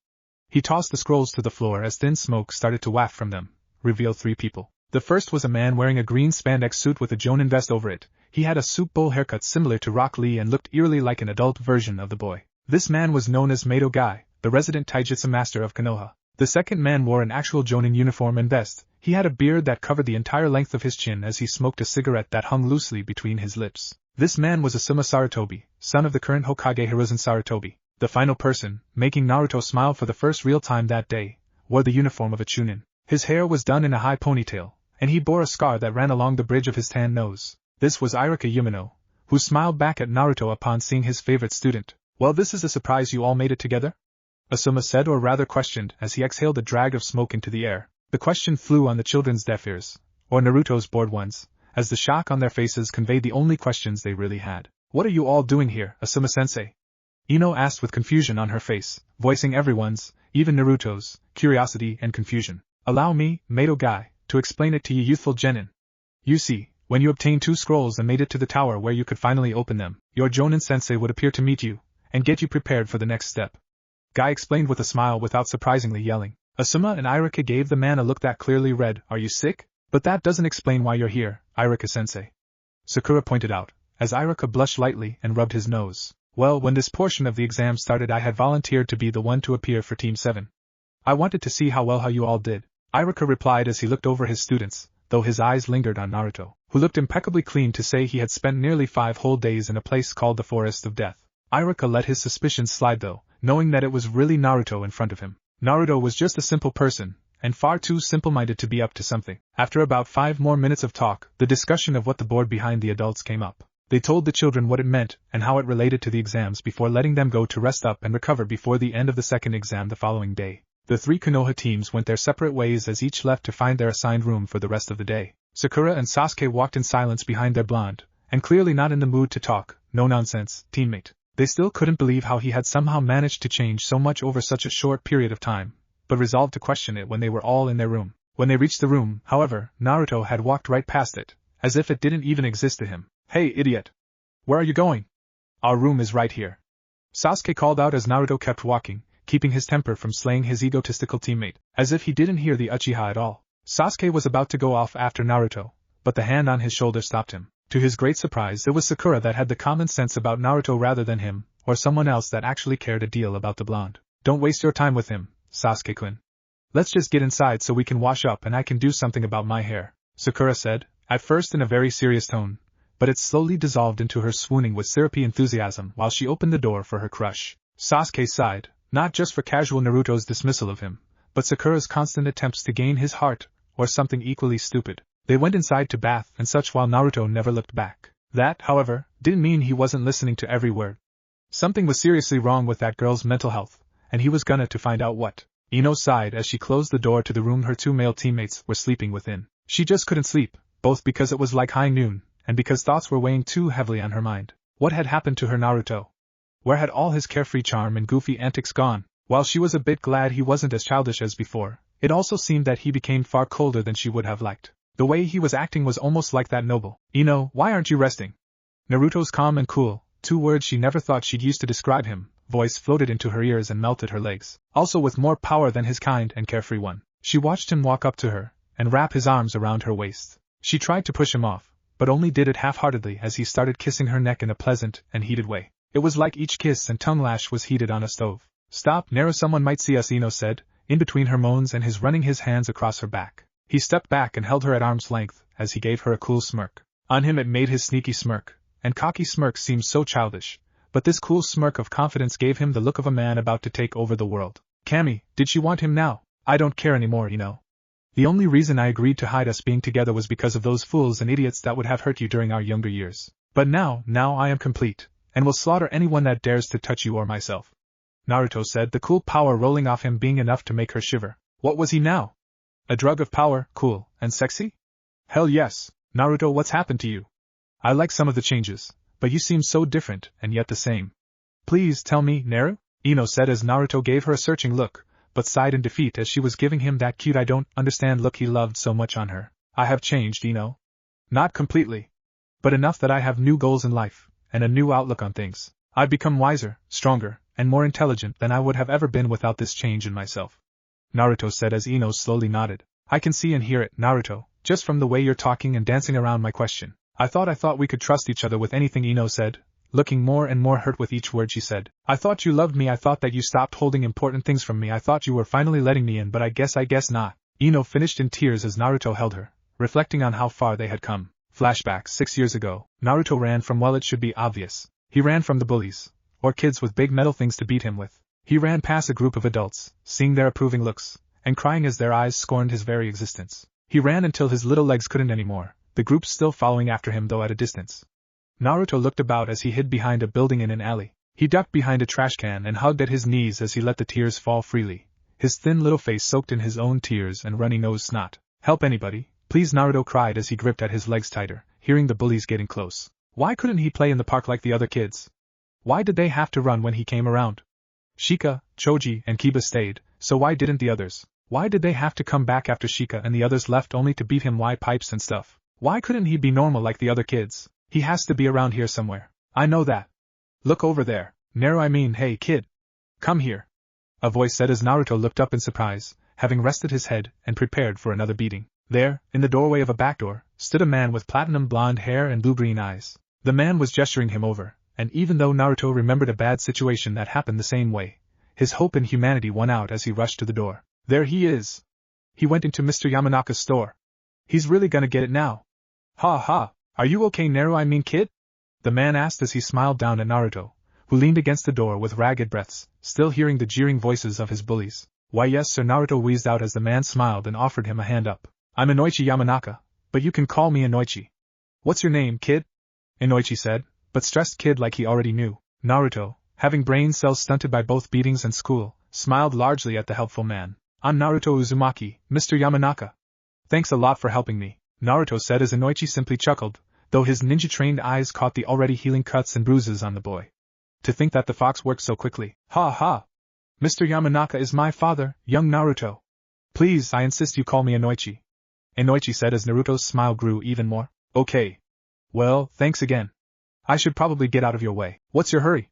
You should probably hide out here for a while until those bullies go away, don't you think? Inoichi said as Naruto shook his head. The old man told me never to stay with a strange ever again, or else I'll get molested and raged again. Naruto said as if he was telling a secret. Inoichi, who though it was kind of cute the way Naruto had looked around and whispered with a hand to his mouth, froze at two of the childishly mixed up words. Molested? Raped? Raped. Oh, just wait until Kakashi and the others heard about this. Naruto, I will never ever do anything like that to you.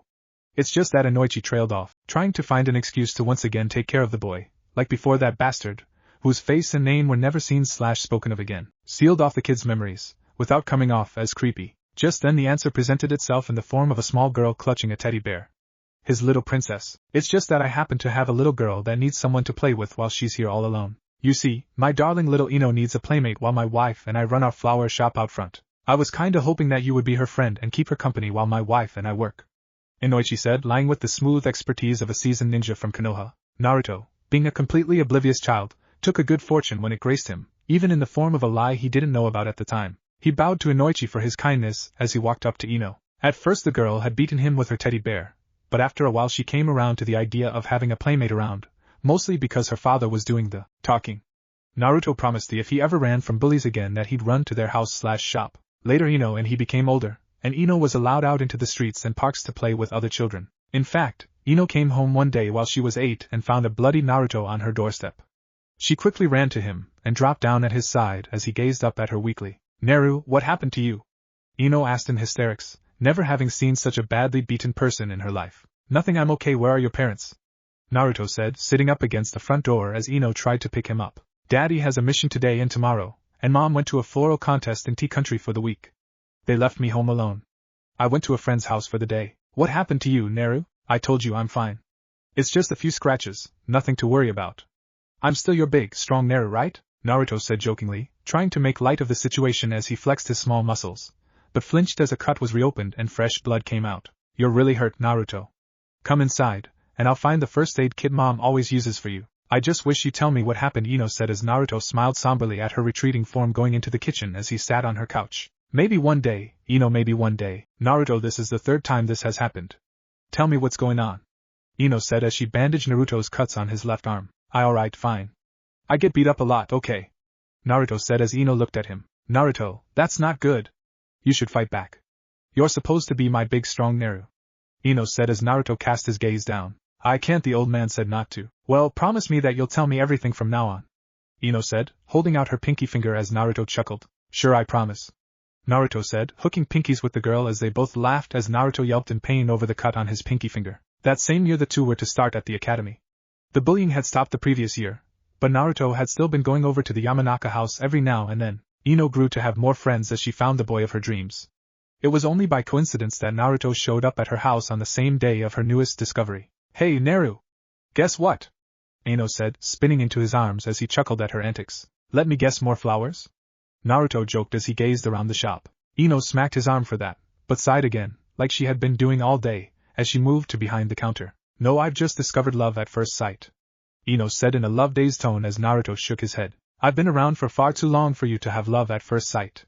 Naruto joked as Ino rolled her eyes. Boys were so clueless. Not you! Sasuke Uchiha. Ino said as Naruto's chuckling face froze on spot, his eyes taking on a more somber look as he subconsciously decided the floor behind him was more interesting than the lovesick girl in front of him. Oh, was all Naruto could say as he could literally feel his heart breaking that second. He had meant the earlier comment as a joke, but it hurt when he was so viciously rejected. Plus his growing feelings for the girl helped his fall onto the lonely island of rejection. Population him. Naruto? Naruto! Are you listening to me? Ino said as she finally looked up from her musing about the perfect Sasuke and their wedding to see that Naruto had turned from her and was staring at the floor with a pained expression. What was up with him all of a sudden? I'm sorry, Ino. I just remembered that I need to be somewhere anywhere else. See you for the second day of academy tomorrow. Bye, Naruto said, running his mouth and feet at a mile a minute as he rushed from the store, bumping into Inoichi as he did. Was Naruto crying?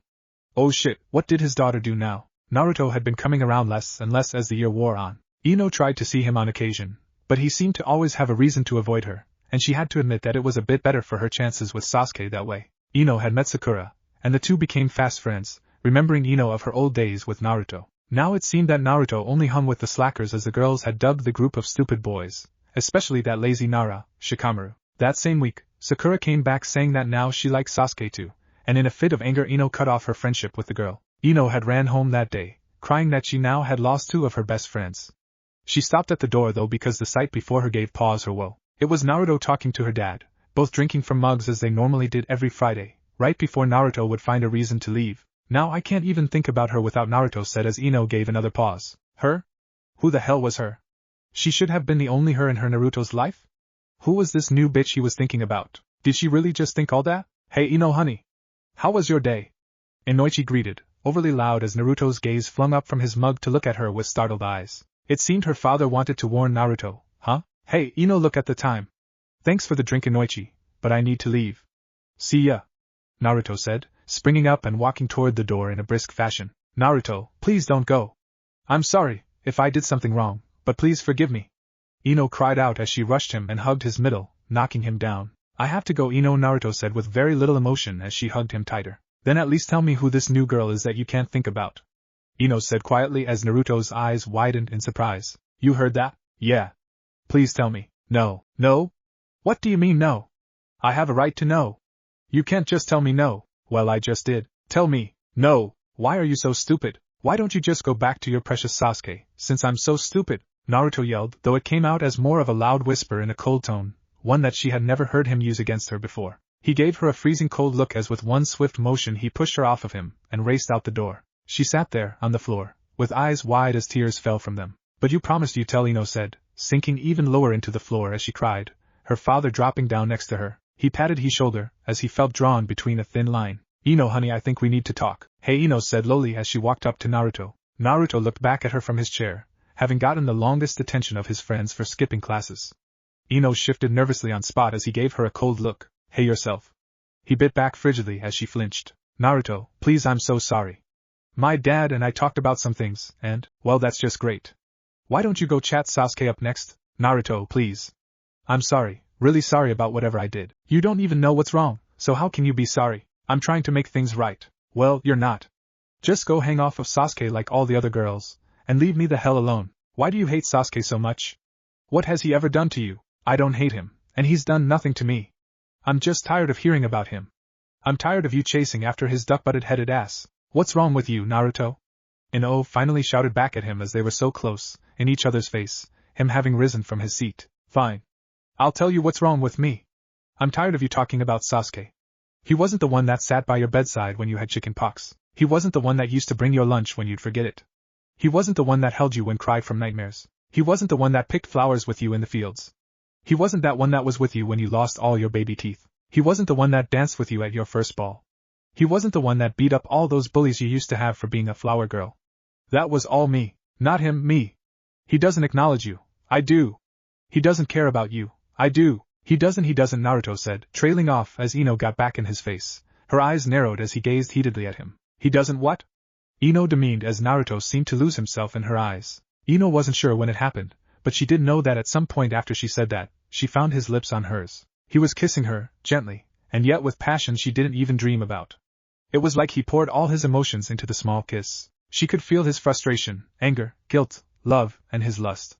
Again, she wasn't sure about a lot of things, like when she started kissing him back, or when her eyes closed and her arms moved around his neck on instinct. When the kiss was over, he rested his forehead against hers as she gazed into his eyes with the same emotion that shone in his own. Love. He may not love you, but I do, Naruto said, kissing her softly, lightly once more before she could get off cloud 9. He picked up his bag, and was about to walk away when she reached out and pulled back to her, kissing him more fiercely and with more hunger than he had with her. Hey, you try being a girl, kissing Naruto Uzumaki, and see if you don't hunger for more. The kiss ended as she rested her arms around his neck, playing with the unkempt hair at the back of his head while she gazed into his eyes. Only 10 years old, and yet she could honestly say that when she looked into his eyes she knew what real love was and never wanted to be without his. I'm glad to know, I'm so loved by my Naru. Ino said as she hugged him tightly, never wanting to let him go. I love you, Ino Yamanaka. I love you too, my Naruto Uzumaki. You're kinda strangling me, Ino. Oh. Sorry. End of flashback. And that was how it all went, more or less. He had Ino played differently while school was in, her being annoyed by him like all the others, and him thinking she was snobby. Yet when the bell rang and all the other kids were gone, or they were at the other's house, it was time to show their love for each other. Even during school they couldn't get by without secret admirer notes, always him to her, brushing of hands as they walked past each other, and the occasional bumping into one another. Ino had been pissed the day he said, accidentally, that he had a small crush on Sakura. Ino threw all his furniture at him, and even kicked him out of his own bedroom. He had to sleep on the couch, in his own damn house. Oh well, those days were gone, for now he was a new person, a new Sesshomaru. Ino, I'll tell you. We've been through too much for me not to. Naruto said as he held her close to him. I've changed. While out in the forest of death I was swallowed whole by a giant snake, and was reincarnated as a powerful being. I can't tell you everything here, but if we can just share this moment right now, then I'll tell you everything later. Naruto said as Ino sighed and laid her head on his chest, faintly realizing that he had gotten taller since the start of the second exam. What moment? Ino asked as Naruto looked into her eyes. Remember what we talked about the night before we got different teams? Naruto asked as she nodded. We talked about making love, and then more about it when you came back from your mission in Wave Country. Ino said shyly as Naruto nodded unabashedly. Yes. Ino, I want to make love to you here. Here? Ino said, a little loudly, as she pointed at the spot they were standing. Naruto only gave another cool smirk at her. No, but we can if you want to. I was actually saying in a room I can get us, but, Naruto Uzumaki. Okay. So Ino? Naruto said, laying a single kiss on her neck as she gazed deeply into his eyes. So much love and hope in those cerulean pools of his, just like she remembered, just like she loved. Yeah, let's go all the way. Ino said, her face growing red as Naruto smiled a true smile at her and picked her up, carrying her bridal style as he let his nose guide him to Jaken's room. I can't believe my lord kicked me out of the room simply to have his way with that human girl. Jaken sulked as the two genin from Waterfall followed behind him. You mean that squirt was the chakra we sensed earlier in the forest before it disappeared?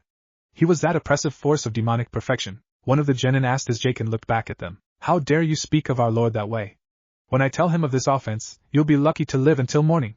Jaken yelled as the genin grew pale. Jaken had told both of the young genin many terrible things that this lord could do, and he had even shared memories of the death of his two teammates with them. They had been scared straight, especially since Waterfall didn't have any super powerful ninja like the 5 great villages did to come and back them up. Hell, their village had been taken over by some asshole that drunk super water. Their village was lame, and they knew it. That was why they had agreed so quickly to become servants to this lord who had a servant like this Jaken guy. The man Jaken obviously had power of his own, but this lord had to be like a force of nature on his own for Jaken to be afraid of him. Especially since Jaken took out their team's leader with no real trouble at all, but complained about how combat was tiring in his new body. whatever that meant. Plus, it wouldn't hurt if this guy helped them retake their village from the asshole named Suyin. Hoki is very sorry for his stupidity, Master Jaken. Please don't tell the Lord.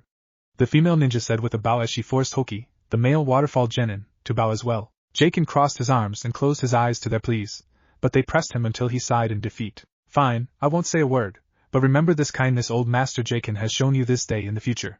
Jaken said as he turned from them and continued down the hallway. Thanks Fu, the boy Hoki said with a real smile as Fu nodded and smiled back. No problem, besides you're my only friend, Fu said as Hoki ruffled her hair in a sibling-like way. Come along, children. We have to find another place to sleep. Jaken said ahead of them as they both smiled and rushed off after him. Maybe their asshole of a leader getting killed and replaced by the servant of an all-powerful lord wasn't such a bad thing as they had first thought, just maybe. You look great, Anko. What happened? Killed a few animals along the way. Kurenai said as Anko shook her head. Kurenai was right, thought, she did look good.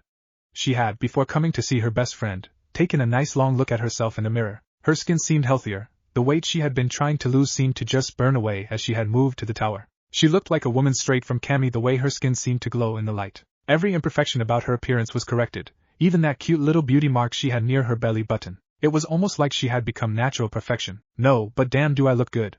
Nai-chan, I have the greatest thing to tell you, Anko said as she nearly skipped up to her friend, though the bounce in her step said enough. Oh, and what's that? Kurenai asked with a smirk, as she was sure that her friend's happiness had to deal with the pain of others. I think I'm in love, Anko sighed out as hearts entered her eyes. Kurenai knew right then and there what to do. She fainted on spot and prayed to Kami that it was all a joke. Kurenai, get the hell up. I swear to Kami-sama that if you don't I'm up. Now what was this about love? Oh, Nai-chan, he's wonderful. He hurt that bastard Orochimaru, saved me, and healed me while snuggling me in his chakra. Anko said as Kurenai raised a brow at the information. Anko, haven't I told you not to take dango from? This wasn't episode dango like last time. I'm serious. Anko said with a serious look at Kurenai, who sighed and sat down, patting the seat next to her as Anko sat. Now why don't you start from the beginning? Kurenai said as Anko obliged, telling Kurenai everything she had told the Hokage about how Orochimaru had gotten into the exams, and her own confrontation with her snaky ex-mentor. And then right before Orochimaru leaves, a stream of chakra came from nowhere, and slashed him across his back. Orochimaru had to have felt it because he actually cried out in pain from it, and was hissing mad. Get it? Hissing mad? Oh, you're no fun. Anyways, I was kind of fading in and out, but this really fancy-looking guy and his servant ninja came out from above, and I saw that the same thing that had struck Orochimaru was coming from his hand like a whip. The servant told him how it was excellent work of his whip of light, and then the noble-looking guy tells the servant to heal me. That was when I finally blacked out, but when I woke up I sensed this really unusual chakra around me. It was like it was in perfect balance with everything around it, and yet held so many controllable demonic attributes. I knew it had to be the noble guy's because I sensed it from him before I blacked out, and in that whip jutsu. Anko explained as Kurenai sat quietly for a moment before sighing. Anko, it could be that this guy was just using you, or maybe he was a good person and was only doing a good deed for you. I'm sure anyone would help you, but that's just it, Not anyone would help me, especially if they know who I am. I'm sure he knew who I was and he still helped me. The only ones that would have done the same would be you, Asuma, some of the other Jonin, and Old Man Hokage. Hell, I'll even add in that Asebisu to that mix because he likes me. That's about a total of 10 people, and half of them I don't think even care about me to save me a second time. This guy not only helped me, but hurt Orochimaru as well. That proves that he's more than just a good guy. He's a good and powerful guy, Anko said, licking her lips as she thought about the guy's face. The long blonde hair that seemed to never know split end or curl, and the eyes that seemed to know the depths of bloodlust and the heights of compassion. Kami, was she really falling for him? The guy was like her wet dreams come true, and she was sure as hell gonna get him if she could. Hell, let the guy have another girl, that would only be a bonus for her. Anko, listen to yourself. You sound like some schoolyard fangirl gushing over the next rookie of the year. Calm down, and if this guy is really who you like, not just some silly crush or sexual fantasy, then I'll help you get him. That is if you ever see him again, Kurenai said as Anko hugged her tightly. Thanks, Nai-chan. You're the best friend a girl could have. I don't care what the others say, you're not a frigid bitch. Plus, I'm sure I'll see him again since I feel him here in the tower. I'm gonna go get ready for tomorrow, and then sleep the day away. Bye, Anko said excitedly as she twirled Kurenai in the air before rushing off, just as Kurenai finally caught on to what she had said. Anko, I'm not a frigid bitch. Yeah, you're just an ice-cold one. Shut up, Ibiki. No one cares what you think. My point proven, I rest my case. The following day all the genin teams that managed to get 2 scrolls lined up in a large arena floor in front of a pair of large stone hands in the ram hand sign. Anko stood at the front of the lines, looking them over with a critical eye as she was sure that the guy she had her heart set on was among them. She couldn't explain it since she couldn't sense his chakra, nor his demonic energy, but she could somehow sense his presence, and not knowing where he was while being so close was driving her crazy. Alright, maggots. To those of you that made it this far, congrats. You're the cream of this crappy-ass crop.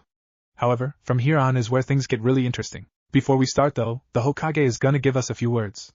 The floor is all yours, Hokage-sama, Enko said, leaving the genin in a sense of suspense and energy as she stepped aside for her leader. Hiruzen Sarutobi, the third Hokage of Konoha, stepped forward and stood peaceably with a smile toward the genin. Many of them that looked upon him saw a kindly old man, but not Naruto. No, with his mind and senses sharpened like knives, he felt the raw and intense power that had given the old man the title of God of Shinobi. Naruto had to admit, grudgingly against both his own pride and that of Sesshomaru's, that the old man had power almost to the level of full-grown Yokai. But what Naruto respected most about old man Hokage was the guy's character traits and wisdom. He found the old man's kindness and companion for the lives of others as a reassuring fact that he was loved even before Ino. He could see the old man's wisdom as the old guy gazed at all the Chunin hopefuls with an appraising, yet genuinely kind eye. Naruto's gaze drifted over to look at Ino as she seemed to glow in the faulty light of the stadium. He had, last night, revealed to her everything, including his own naked body and pleasure she didn't know existed, and more. He told her of his life as Sesshomaru, how he had become more intelligent and powerful,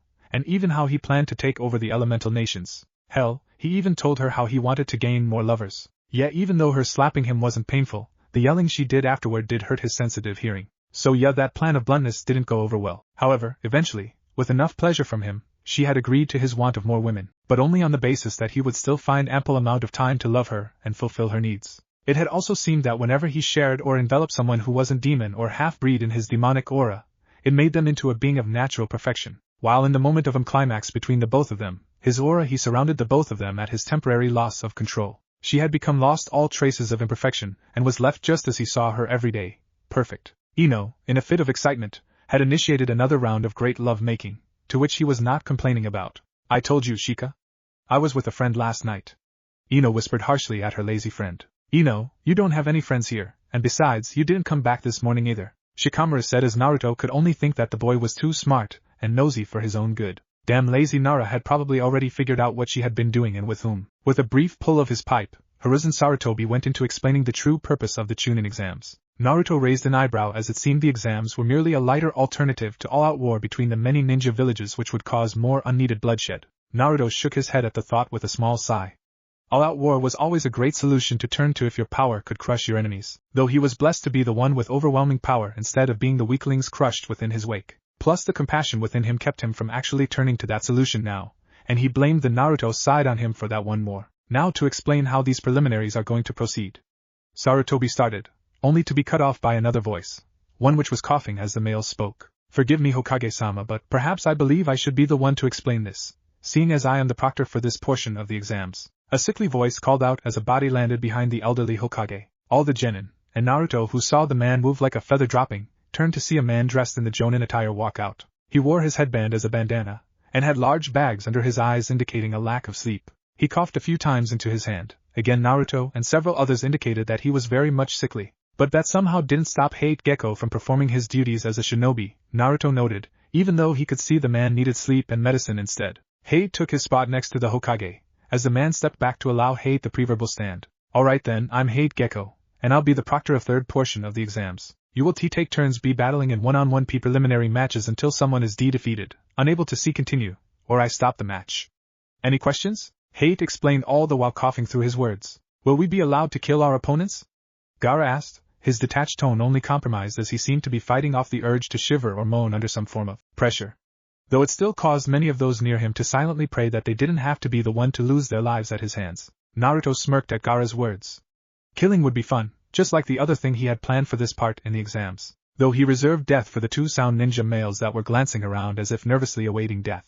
The girl, Kin, seemed to be calmer than the two males, but she too was watching for his noble appearance. Death of a combatant will only rarely occur if the circumstance can't be avoided, but outside of that, there will not be any outright killing of the other genin. Hate replied, watching, subtly as relief sank into many of the genin that were before him. You mean that we have to fight right now?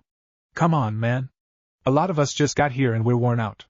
An unknown genin from Konoha complained. Another attribute of the third portion of the Chunin exam is to test the shinobi's ability to adapt and work under pressure and fatigue. If you can do either, then you don't deserve to become a Chunin in any village. Hate replied while glancing at the genin. Funny, the boy didn't seem to change that much after hearing his reply. Are there any more questions? Good, then let the preliminary tournament of the Chunin exams begin. Hate said, declaring the start of the third exam. What if Sesshomaru trained Naruto for Chunin exams in inuyasha? And thanks for watching my video till the end. If you enjoy this content, then do consider subscribing to my channel, and leave a like if you guys need the next part, comment down, and thanks for watching the video, and see you guys in the next video.